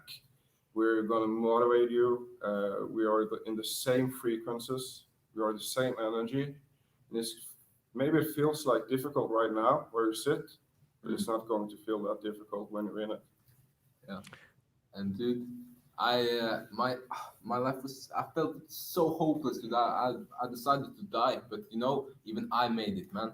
Even I made it. And if I can do it, you can do it too. Yeah, that's true. Oh, that's a beauty. Yeah. Do you remember, Tian? Like what was it like at the moment you were at your depths of despair? Was there a thought that came into your mind or a light that lit up for you that was like, wait a minute, this is wrong? Like, was there something that came to you in that moment? Well, you know, like the moment I knew stuff, actually subconsciously, but the moment I knew I was not ready to die was actually because I had some shanga, some DMT, and I put that in a joint, right? And I Right. smoked that at the beach. Like my life was already fucking hopeless. Let's fucking try DMT, you know. So I smoked it and two swans. You know the swans? Yeah. Swans? Yeah. So beautiful. They flew past me and like suddenly we connected and they turned around and like they flew towards me and we connected like and they were asking me like, yeah, are you gonna join? Are you ready? And I was like, oh, well, no wait, I'm not ready yet, you know. And then yeah, I've come to realize now that's what that was. That's when I knew I was not really. I didn't really want to die. I thought so. Yeah. Yeah. This is life calling you back, man. Like you ain't done yet. You got people to teach. You got lessons to learn. You have people that you're gonna inspire, man. You ain't coming over here yet. You ain't ready. Yeah. Holy shit. Yeah.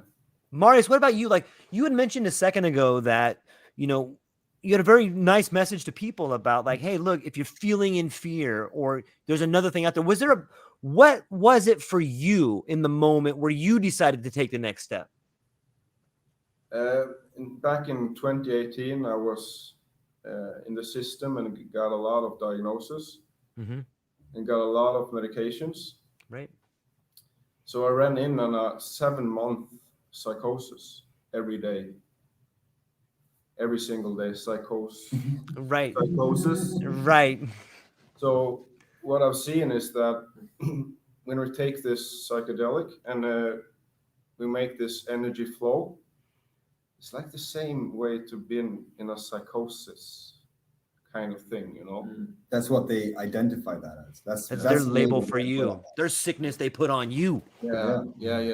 So- And I tried and I smoked a little bit of cannabis and they told it was the cannabis to make you sick, man. But the doctor in Amsterdam tells me that with cannabis with the right CBD and THC resets brain function with psychosis. Mm. It's important to say that. Yeah, because psychosis, when you can control it, you just have a contact with the universe.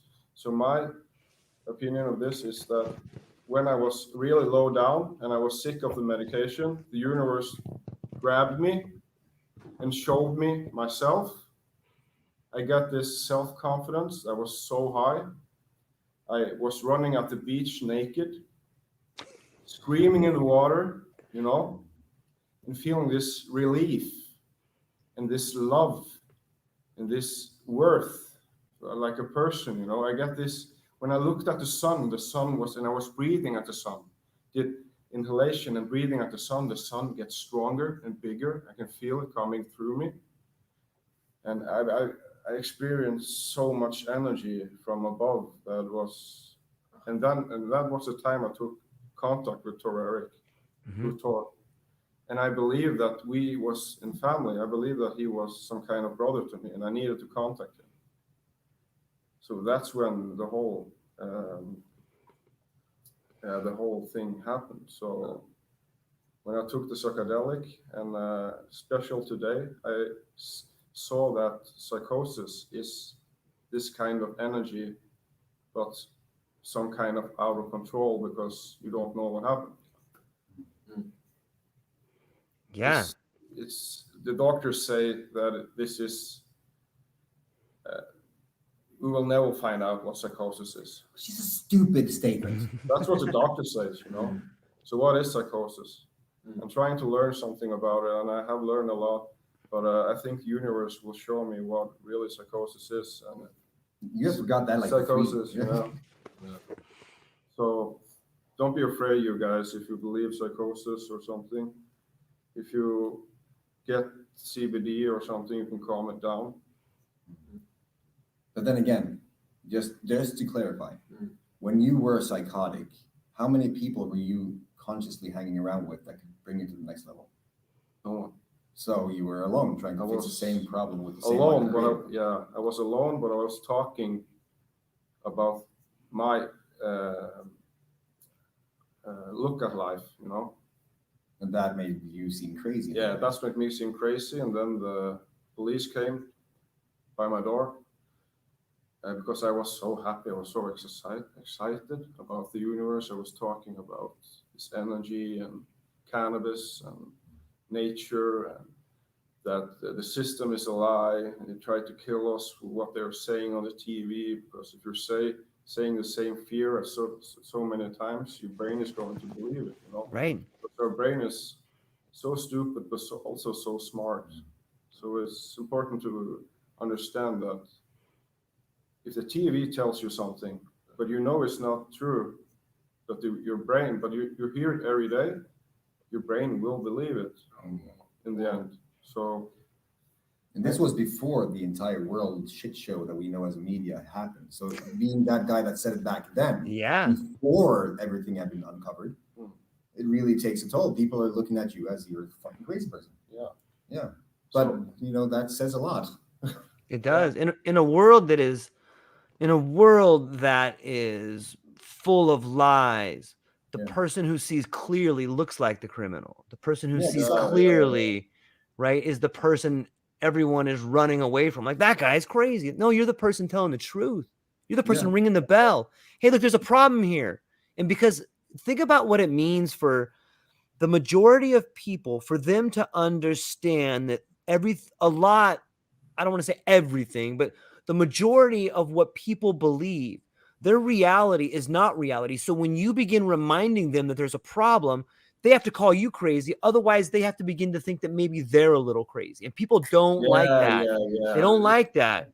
Yeah, exactly, man. And they'll put you away for that. Like, hey, get out of here. You're ruining the party, man. We want to live in fantasy land, Exactly. But now, as we are starting to openly share how we see it, other people see that and find the courage to share their story. And then that is how we get to another place. We're not alone anymore. No. We're together about this. I mean, just 3 here. Just 3 here and you there. And every great philosopher in history was put in prison.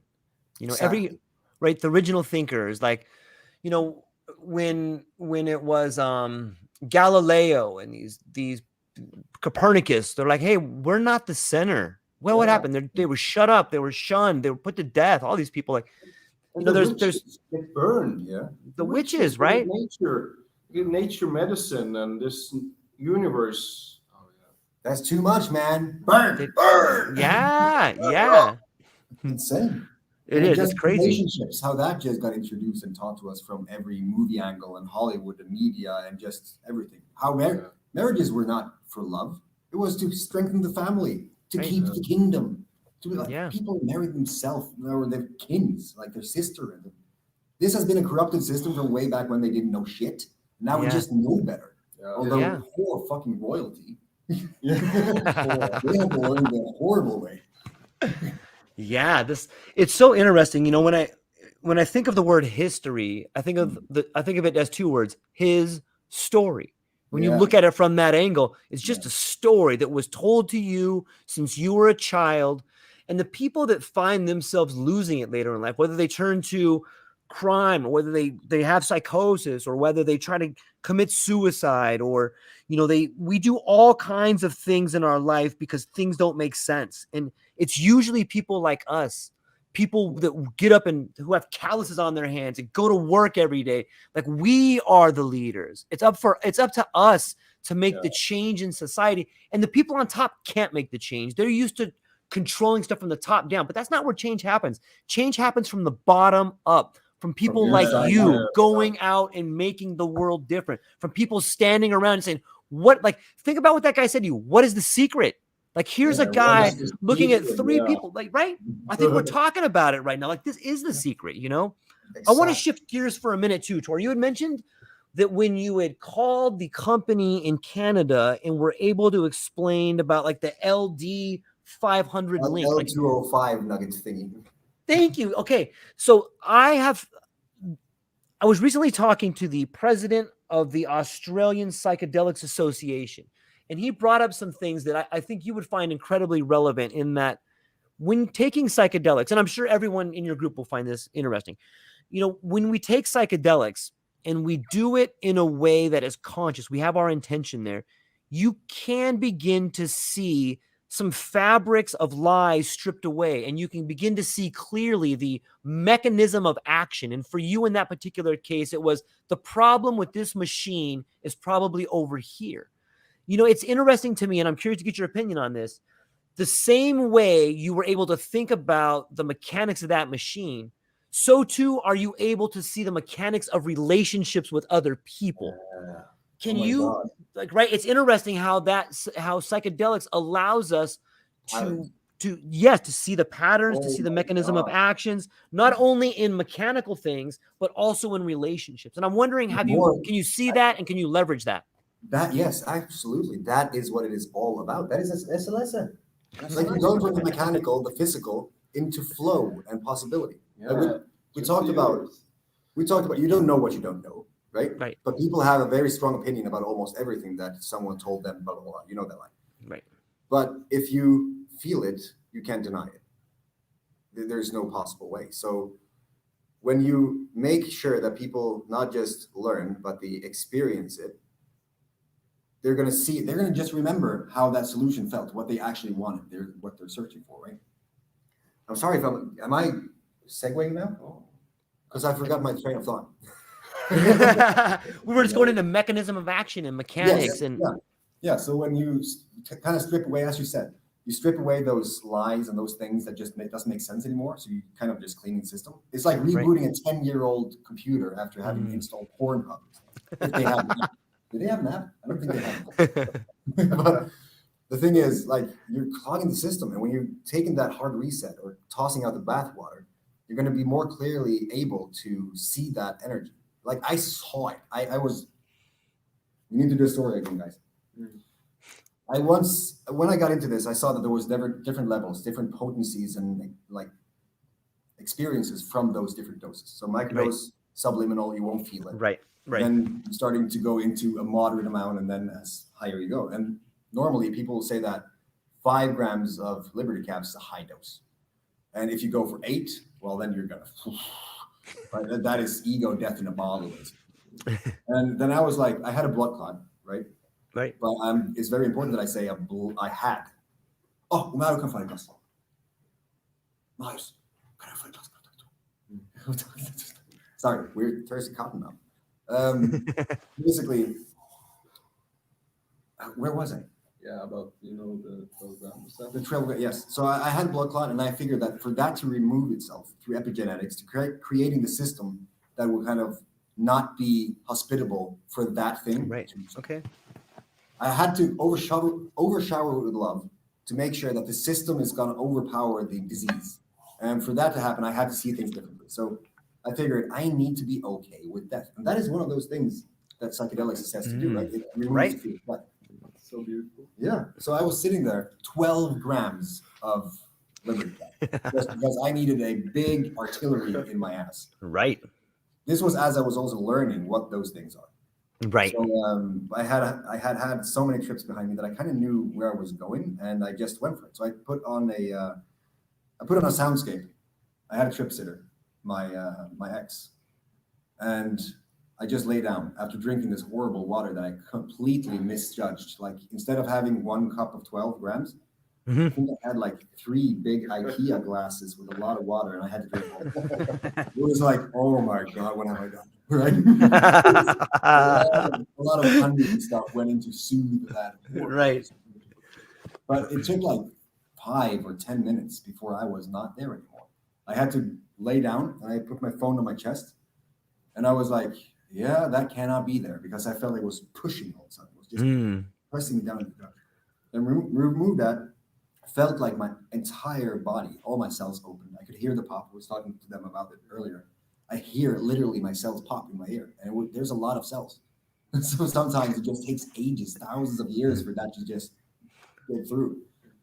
But as I was lying there, it was just taking me like an F-16 fighter jet, right? I was opening my eyes. Too much was happening. I could not keep them up, so I just closed them again. Right. And then I felt the energy being more free because I'd removed the device that was radiating. So I saw my energy, or I sensed it. It was like I had a visual, mental representation of the room I was in. So I knew where things were. I was hearing with my senses instead of seeing things and just making sense of it.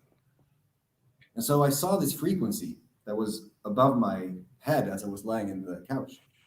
And I figured, if that is where I am, and I saw this other frequency, a little taller, like higher up, I was like, and that is where I want to go. I just need to run. And then I just pulled that, I pushed it. I took that energy and just pushed it up.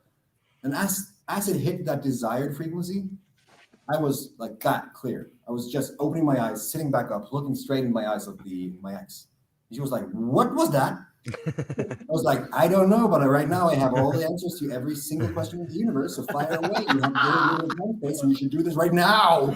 And so she was like, okay. She started to ask, and lo and behold, those answers were spot on. And I don't even remember the answers, but I have recorded videos of me talking to the camera during that moment. Oh yeah. Yeah, that's a conversation I have not reviewed. So maybe I'm talking to myself now. Yeah. Oh my God. Right? Okay. I got up and I got the guitar because I can't play the guitar. But I heard the music. I heard some melody in my head, and I just had to get it out of my head. And I started to just make sounds. I wasn't able to make my finger, so I was just all over the place. And then you saw these sound waves, boom, boom, boom, boom, into the room. I was like, whoa, never saw that before. That was interesting. And so I just started to think, and I was really deep into it when I thought, holy shit, it's 11 a.m. What the fuck am I doing? Right? I got that paranoia. I was right, totally. I was 12 grams of criminal. Like, I was the most horrible. Oh my God, just hold me, right? I was there. I got the embrace. It was like, I'm safe again. And then she had to go. I couldn't go anywhere, so I just had to stay put. Yeah. I figured I was going to go to bed, but I didn't know how to sleep.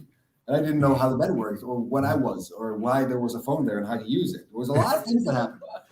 So I was lying there for 500 years, it seemed, and I figured I should probably get something to eat to try to get down again, because this is insane. And then I did. I started to just eat some fruit. I got back. I thought it was over.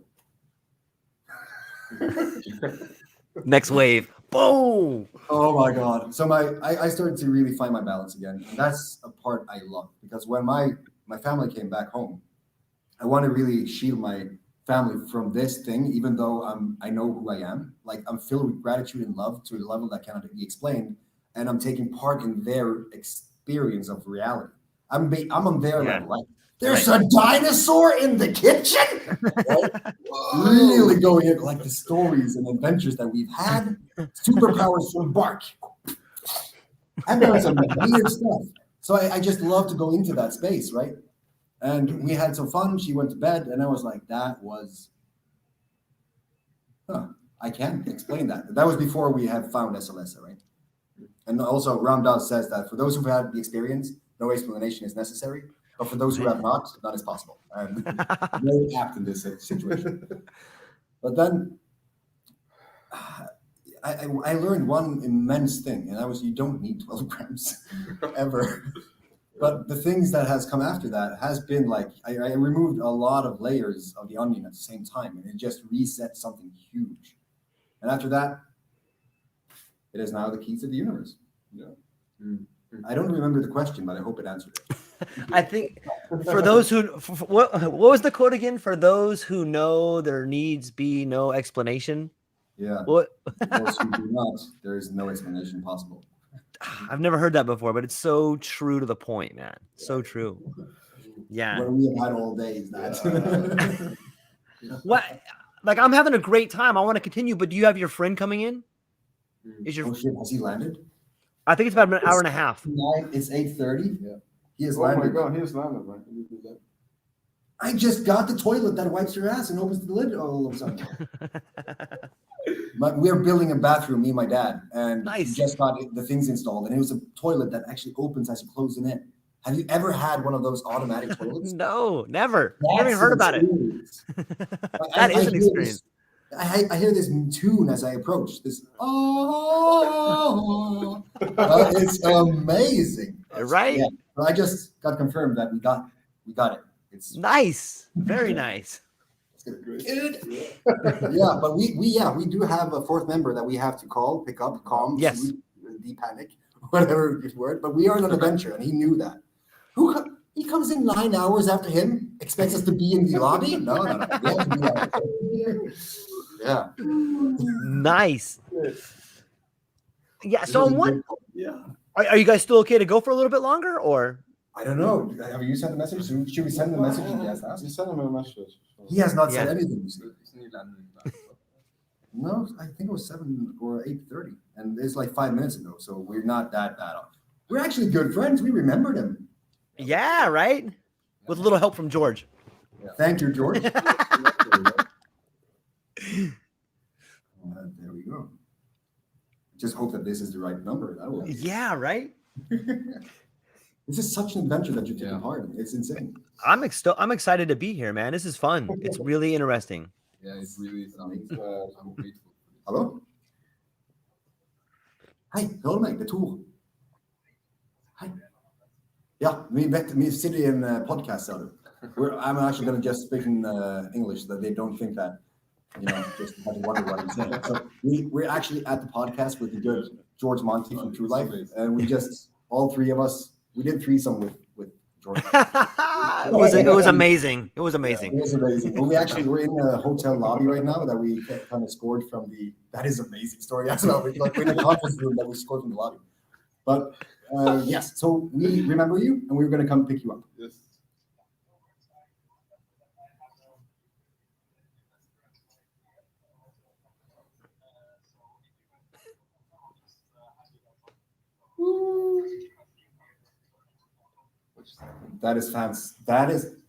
That's fantastic, bro. All right, so I'm trying to act cool with those news. So are you going to just meet us in downtown? What? This is Clarion Hotel? Clarion Hotel, Clarion Hotel. You'll find us there. Else. Clarion Right, Else. fantastic. Love you. Bye. He has a funny story. He actually got offered $800,000 just a few days ago because he wants to create a dream, which is a result of the 100-day challenge. So he's meeting the investor now, and he's going to be held up until 9. We have time. Nice. Or he's going to be meeting him at 9, I think. He's actually taking a lot of liberties. We have to drive 2 hours to get to camp. Oh yeah, but But this is huge. it is huge. This is like Really, this is next level huge. Yeah. So we have an adventure ahead in any way we go. Yeah. Wow. It's amazing to see the adventure unfold. Like I feel we're watching it happen, and here's the next stage, and here's the next stage. It's like a choose your own adventure kind of a story here. It's like Harry Potter or Daniel Yeah. Radcliffe playing Harry Potter and just everything going. You just see what happens. Kung Fu Panda. Oh my god. Yes. What do you think are the let me ask you this one, and this question is to all three of you, so anyone can feel free to take it here. What do you think is the most important part about a relationship? Okay, I think there's 3: Okay. sex, trust, and communication. Okay, let's start with sex. Like, do you think in any sort of relationship that way, like, is that the first thing that draws us to another person? What do you think that is? I think that is about like what's fear, right? If you're standing on a diving board and you're looking down, you have never jumped a 10-meter before, you're going to feel something that is uncomfortable, right? Okay. We call that fear, but is that fear, or is that like an like the dent from the universe, or like a nudge that something is about to happen if you go through this, right? Right. If you feel, because the way I met Michelle in the festival, it was what people call love at first sight. Never seen her before. Actually, just briefly the day before when my buddy was just showing her his penis out of a dare because like, we can do that. Right. You know, there's a lot of drinking, a lot of alcohol. And Right, that was right. also a completely different reality. Oh, excuse me. So Michelle came up to me, ashes in her entire face. She's like, "Hi, who are you?" Right? Really out of it. I gotta admit, not the best first impression, but she's got to scurry away when my friend showed his penis. So I Sure. didn't see it more. The next day, I was sitting there in this campfire site. The sun was shining. People were doing yoga. The energy was just amazing. I had no, understanding of the concept yet, but I saw these two great silhouettes on the pier. I was like, damn. That was good. And then I just sat back down. And then all of a sudden, these girls come in and they sit with the bench. Turns out it was the silhouettes. But I was like, by that time, I had started to try to experience the art in everything, right? And the Right. human body, you got to admit, it's like a piece of art. So sometimes it just, Sure. cheers to that, right? That was a good piece of work. Right. And then she comes over and she looks me straight in the face. And now she does not have ashes in hers. So all of a sudden she was different. And something clicked. And after that, we just continued the conversation with my friends. She was over there. She was doing some crazy things, sneaking up on a dude in a bag, a bean bag, scared the living crap out of him. And I was like, she crazy. I like that. And then all of a sudden, our eyes met again. And we just smiled. And I felt Ehsalese. And I didn't know what it was, but I felt like, right? And she felt it too because she came over and she sat down on the log behind me because I was just leaning on it. And I just put my head in her lap and she started to kind of cuddle me or just stroke. Our eyes met and we said, hey. That was it. And after that, the physical connection was amazing. So to answer your question, I don't think that for me, I just came over the word demisexual, where you don't feel sexually attracted until you are connected on a deeper energetic. Right. I had that with Michelle. So sex was one thing that we just aced out of the park. Freaking all stars. I would say that's spiritual sex, right? I've never really experienced really merging into one person. And that was when I started to really go into energy work. I think that's why Tantra's thing. There's forces to be played with during that little thing that most people don't appreciate. And we found this thing in each other, which was so strong that it carried everything else for 6 years. There were jealousy. There was a lot of things it created friction in the relationship.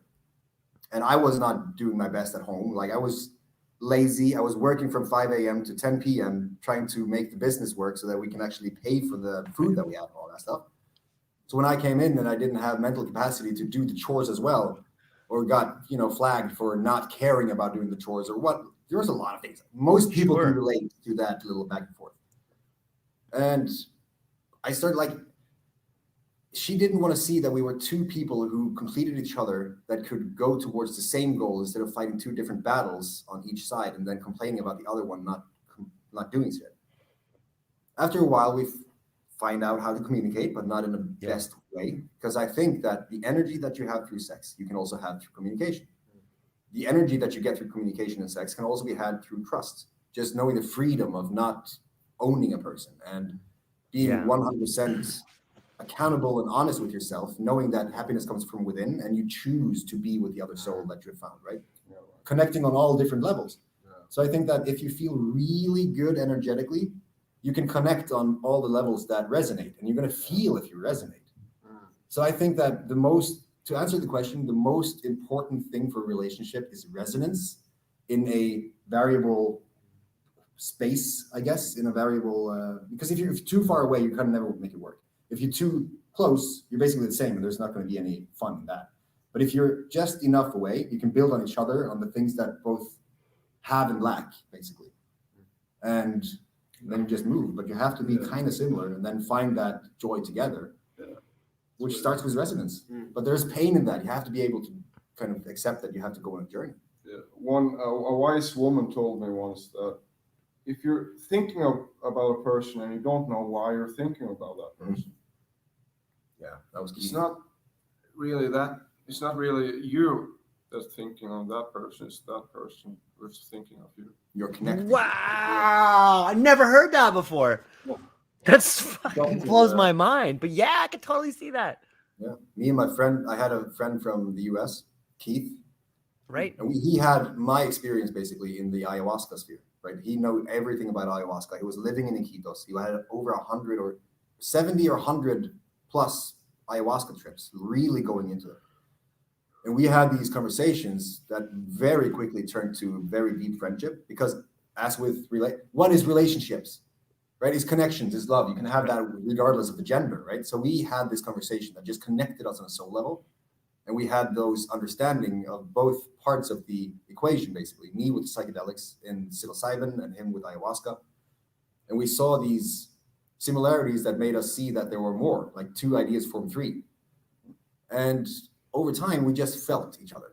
Keith had his own frequency, and I could feel that when I was supposed to contact him, if I went into Messenger, very often that chat bubble would already be spinning because we had just done the same thing. We took action on what we think. That is huge. Feel, don't think. That's huge. If you feel like you should do something, fucking do it.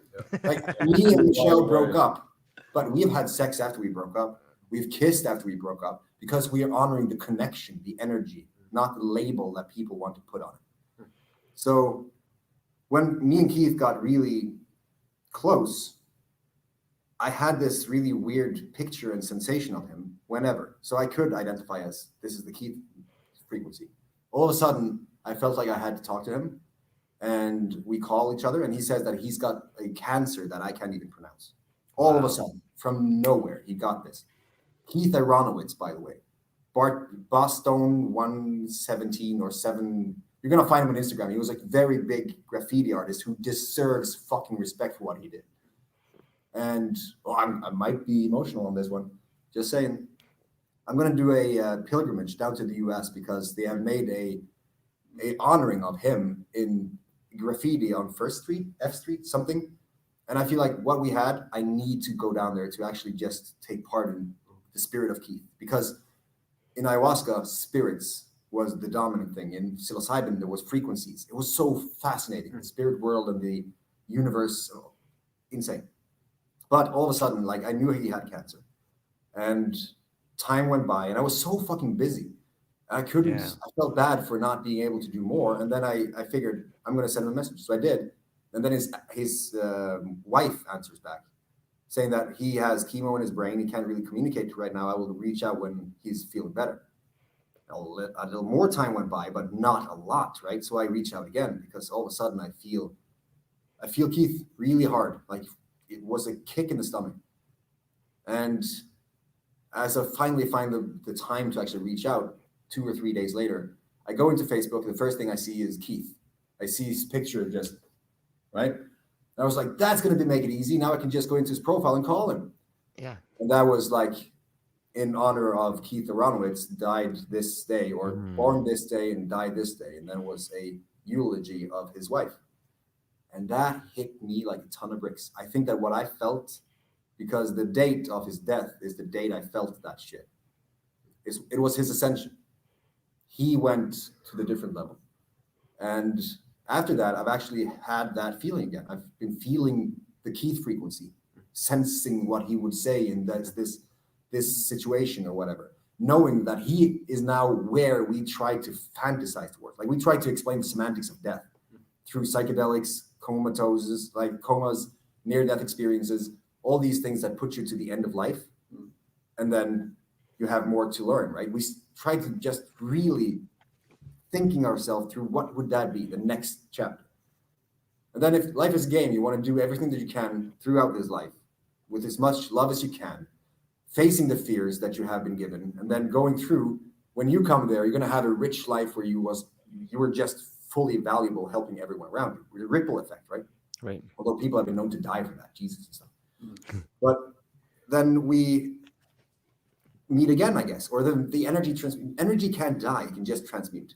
Right. And That which was never born can never die. Yeah, exactly. So if we just, because the whole video, the journey of thought, basically goes into science of how we are nothing but a subatomic quantum fluctuation on the vacuum and a Planck scale. So like we're just little vibrations. It's a hard and a 20-minute long conversation, so we shouldn't do that right now. But then you are the universe, right? And just going with that frequency, seeing everything through that, I accepted that. I guess, how did we get into frequencies? I think we just began talking about relationship and in relation to, so and then How do we resonance. get in the Yeah. same frequencies? Yeah. Because how do we get in the same frequencies? Because we experience the same feeling.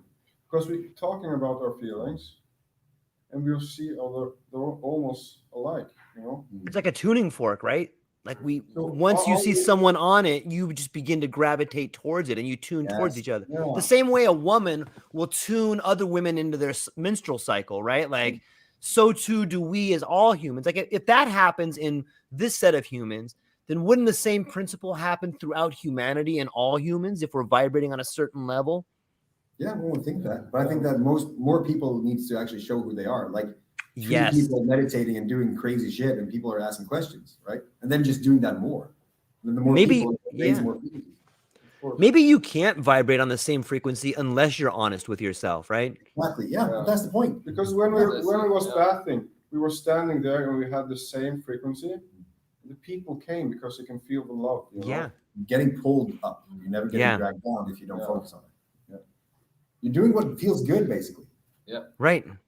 Quite recently, I've been like just fucking telling my truth and put it out there, like being me while I do it. And so many people commented on or like took contact with me because my energy was like, oh, I just had to take contact because it's energy, dude. And I believe that energy is less that people seek, you know. So Exactly. Yeah. It's so that's true. so easy to explain because then those who know, they know. They know. Yeah. Yes. Fuck it. Do you think maybe, like, first off, I'm sorry to hear about your friend Keith, but it brings up this point of a sort of contact, a sort of feeling, or a sort of resonance, or we're going to go with frequency, which is probably the best way to describe it. It seems like when you're operating on like Ehsalese or you're operating on these higher levels, that maybe you can contact the people that are in a different place that have gone before you, right? Like, I think that it does become more familiar, that feeling. And it's sad that you have to feel it when someone passes, but maybe that's the beginning lesson for you to begin to feel it more. You know, it's interesting to think. You know, and this is actually very interesting that you bring that up because my father lost his love, basically. He found a partner who resonated on all levels. She had a disease, and one day she got up from the kitchen bench and she died. Like, no closure, nothing. And that kind of gave us, that was after I started my journey and got into quantum physics and seeing energy like this. And after she passed, her parents and my dad had been kind of giving me things because me and her really resonated. We were thinking the same things.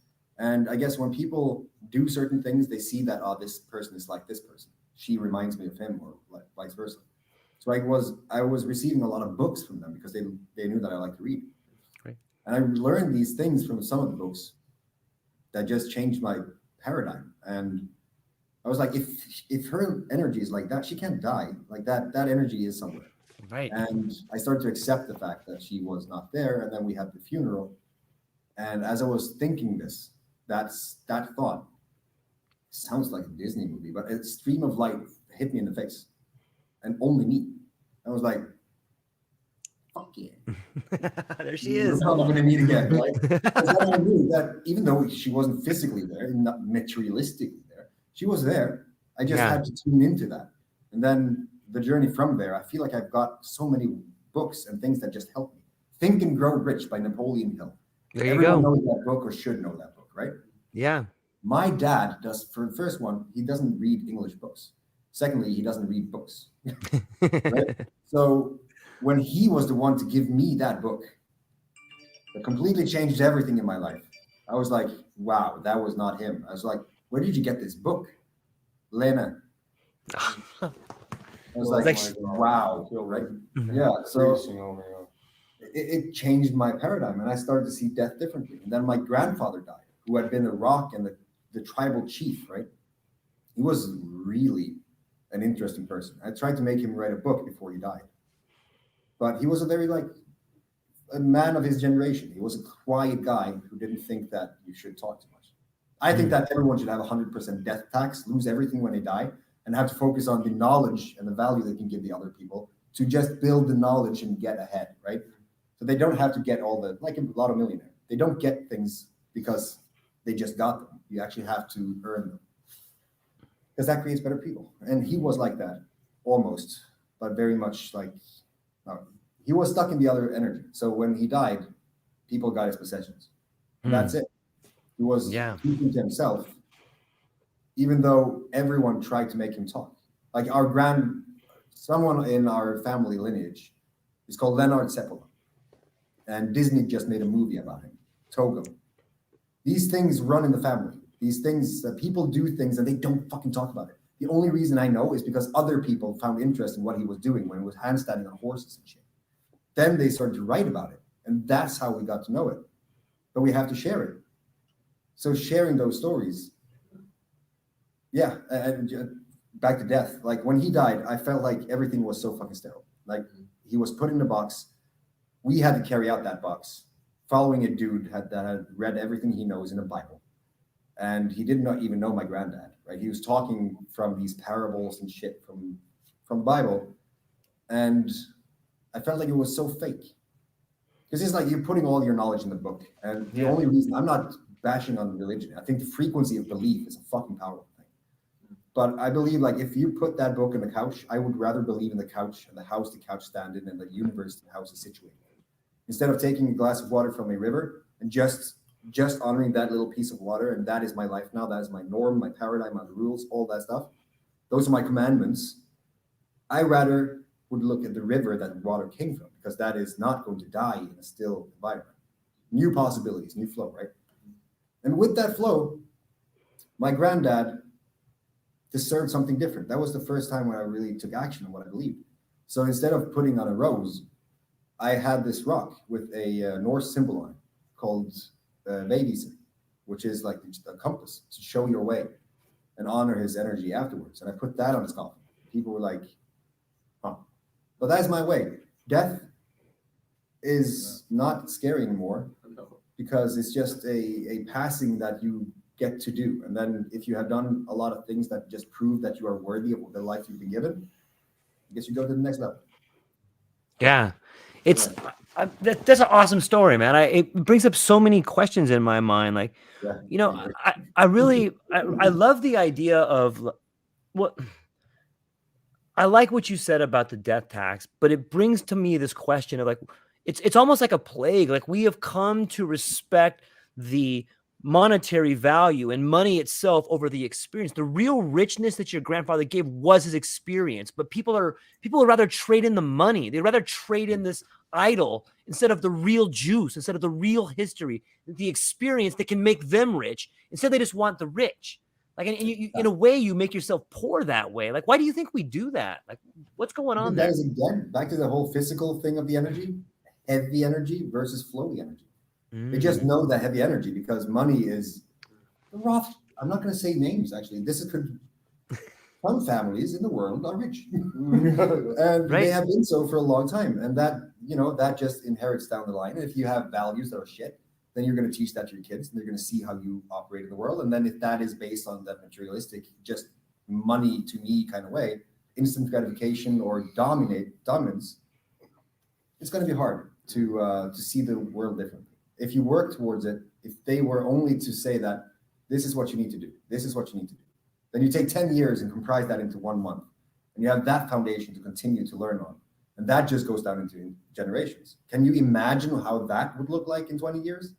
When there are not these huge conglomerates just operating on dominating, but everyone wants to share to bring us up. I think that would be a pretty good deal. Yeah.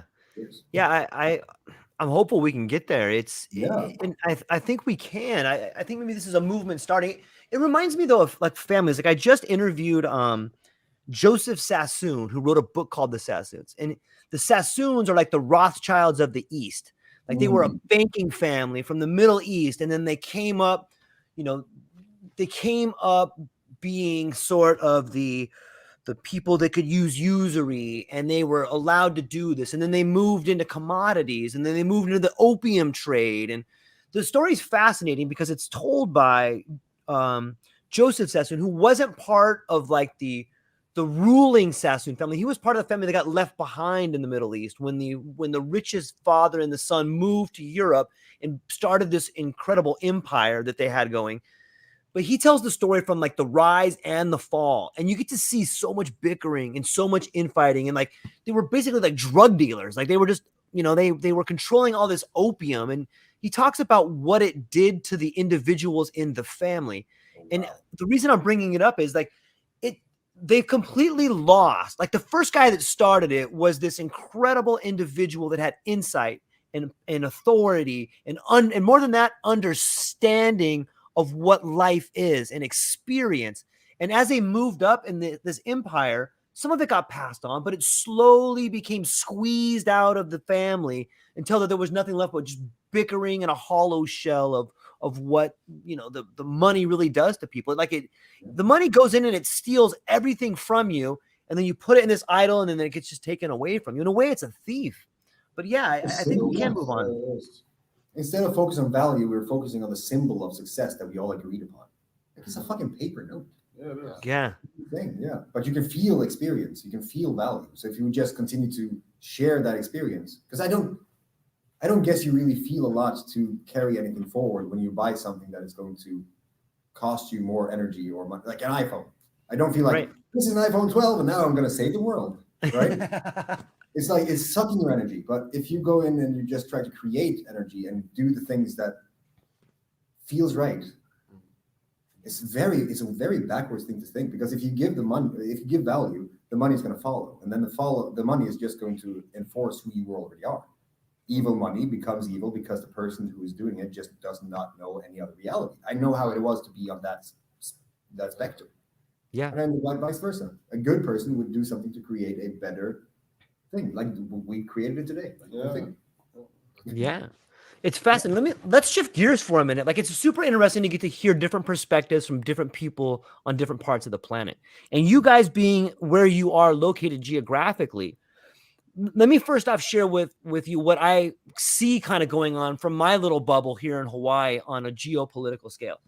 It seems to me, and this is just my opinion, I'm not sure that this is anybody else's, and I don't speak for anybody else, but it seems to me on a geopolitical level, like we have seen like NATO, of which I don't even understand why my country's in NATO. Like we have no business being over there. I'm saddened that the money that comes from my taxes goes to support some things that I don't get any benefit from. And I think a lot of Americans feel that way.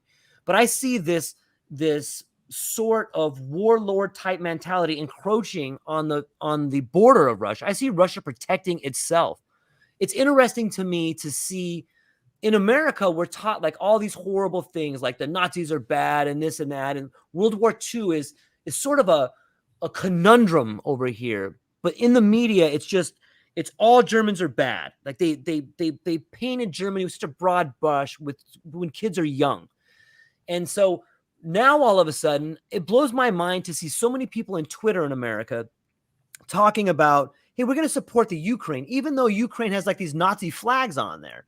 So it's interesting for me to see people in my country who are like, hey, we don't like the Nazis, but then they support the Ukrainian troops that are carrying Nazis. Like you said, it's a pretty big dichotomy there. Mm-hmm. But in my world, like I don't understand, except for the only thing I can understand is it's a battle of resources. It's a battle of creating supply chains for the next 100 years. And it's not country versus country. It's multinational corporations fighting other government organizations in order to secure the resources and fuck the people of the world.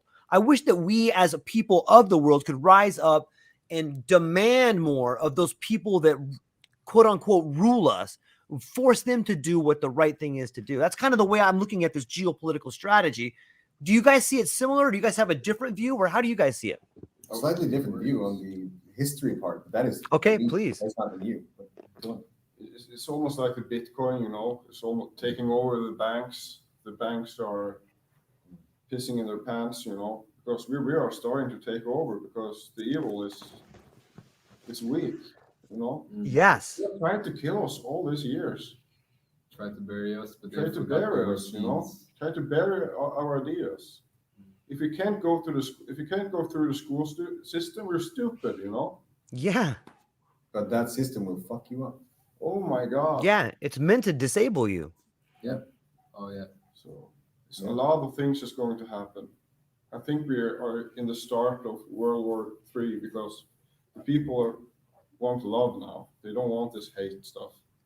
So I think the people is going to go through the system one day because we don't want this anymore. In World War I II, we agree. had the same thing. Spies that worked for the common good, that went in to sabotage the enemy. We are doing the exact same thing. We're trying to shed awareness on things that has been propagandized and misunderstood for so long that it's just spitting people in the face. And Yeah. that's why I just want to say that I'm not a fan of killing myself, and I would never do that. No way. That's so awesome, dude. I agree. I see on another level, I often think to myself, maybe this is what freedom looks like. Maybe this is people shitting their pants. Maybe COVID is this idea for people to try to throw a wrench in everything. Feels like. Right? Like it seems like I read a really good book. Do I have it right here? It's right here. It's called When Google Met WikiLeaks. And in this book, Eric Schmidt goes to the where they were holding Julian Assange in the embassy prior to him being taken away in imprisoned.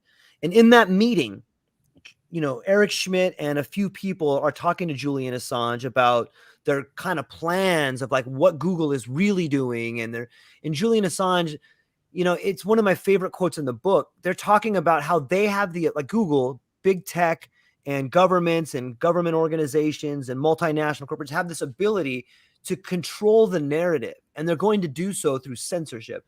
And Julian Assange smiles at him and he goes, you know, that's the weakest thing I've ever heard in my life. The fact that you censor people just shows how weak you are. That means words could take down your entire industry. Yeah, it's such a beautiful line. Like censorship is it's like the last gasp of poor leaders desperately trying to cover up some things that they know they're guilty for. What do you think are some solutions that we could all do, that we could move forward to? If I was to reach across right now and slap you on the back, like what could we begin doing together to streamline our views and begin moving forward to take care of these people, like some of the people in the banks and our governments and these people that are trying to squash us? What do you think we could do? We're doing it right now. Yeah. We're doing it right now.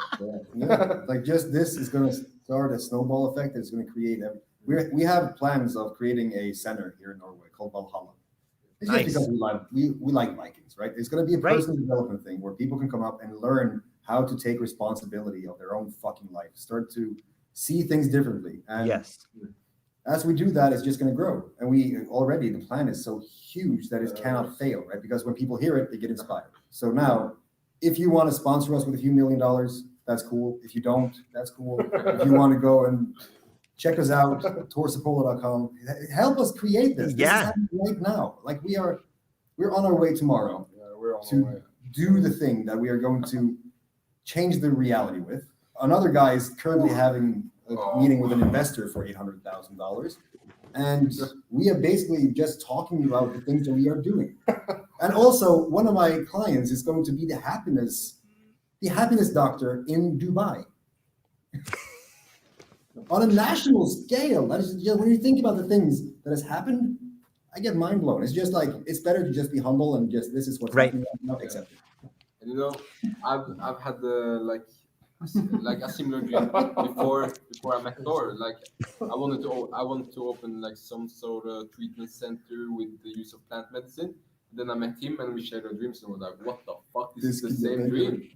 It can get bigger. And then me too. I had a dream in 2018 when I was in the psychosis. When I was a child, I always told my mom that I want to help people, but I don't know how. But in the experience I had, I was visualizing a camp place with a big house in the middle and 4 houses around with different things, different healings, different kind of healings. natural healings of people. Yoga, meditation, ice bath, medicine, nature, and I met him, and I met him. We all have the same dream. Yeah. We're building it. And then would we be here without Liberty Caps? It's crazy. That is so true. It would never happen without this plant that doesn't know that it's legal. I have drawings at my home. I have books. I draw everything that I experience in my experience. That's powerful. Everything. That is. I wrote it down, and I have videos when I was high up. So I will see what I will make out of it. That's the 100 challenge. 100 challenge. Yeah. Yeah. How do I get my audience to look at your videos? Like, can you guys send me the links to each one of all your videos so that I can send people to them and they can kind of see what you're doing? I've been telling them that we need. Right now, we have my channel is filled with information. They've just started their journey, and I am actually challenging them to put it public. So Nice. right now, youtube.com/Tor Seppola, just my name. Okay. You'll find a lot of shit in there. And I can feel that's a big fear for me because I've been in this situation that everyone thinks I'm crazy, So I'm going back to be myself because my scenes of life that the person that is being truly themselves are being looked at as crazy people, Which is special crazy. people, That's a crazy one. because Yeah. they are themselves. Yeah. So if that's the new thing to be crazy, so I'm crazy. I'm good with that. Yeah. That was yes. Yeah. If, It is. If going left is wrong, then I don't want to be right. That's super funny.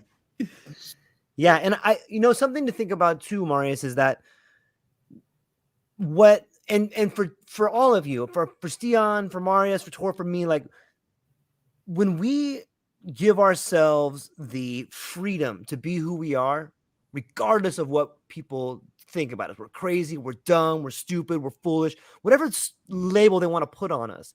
Like when we allow ourselves to be here doing this right now, like we are also giving younger versions of us the freedom to become who they are. Maybe because of what you're going through, some younger Marius or some younger Tian won't have to go through those troubles because you guys have blazed the way.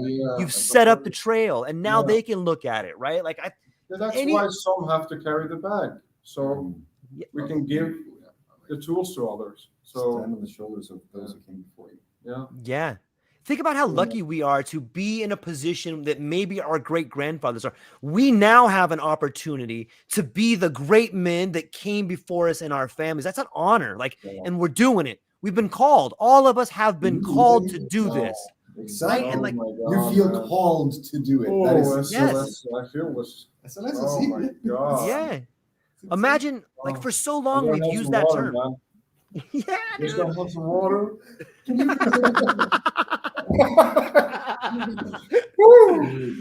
Yeah. It seems like for so long we've used that term standing on the shoulders of giants, but we need new giants, right? It's our turn. Yeah. It's our turn, right? Exactly. So, man, I gotta tell you guys, I love you guys, man. I love talking to you. I got a hard break coming up here in like about 3 minutes, but I could probably continue carrying on a conversation for another 2 hours with you guys. So you could probably go on for 3 days. That's I know. The only way to solve this is for me to come to Norway and sit down with you guys at the Valhalla Center and try to solve some problems. Maybe let's make this happen. We are strong together. We're strongest together. Yeah. We are.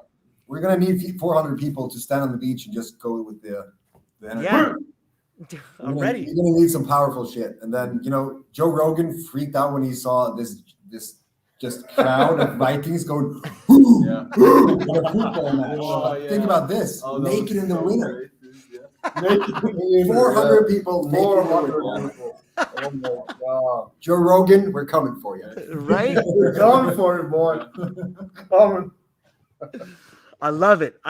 So I'm going to sign off, but hang on here 1 second because I want to talk to you real briefly after I shut it down. Before I go, where can people find you? You've mentioned your YouTube channel. Let's mention it again. And is there any other spots people can find you? Do you have anything coming up? And where? What are you excited about? We have something huge coming up, but it is also we're building the plane in the air here. We don't know what we're doing. We're learning as much as we're teaching, right? But we have challenge.torseppola.com, which is the 100-day challenge. And we're still trying to make sure that we can create this super bond in the tribe, which is that's going to be a challenge as we grow, but we're going to figure that out. So if people feel like we have something to give them, trust us, go to challenge.torseppola.com, sign up for the challenge. You're going to be given all the resources. We're going to create something amazing together. And that's it. And if you don't have money, because this is the thing, we talked about this. There are levels to this, and it's going to be always free for everyone who needs to know on the first level, on the entry level, right? So go to the legacyforge.com. That is just the Discord server. That's where the tribe is. That's where we're trying to just manage everything, keep things, have the videos of the tribe just sharing. That's it. Challenge.torseppola.com and the Legacy Forge. And there you will also find more information about these magnificent people and their contact information. Man, such a great story, man. I had such a great time today. Thank you, ladies and gentlemen, for tuning into the True Life podcast. Thank you, Tor, Marius, Tian, and we'll talk again soon. Everyone go check out the websites, and thank you to my guests for being here, for participating, and we'll see you guys next time. Aloha.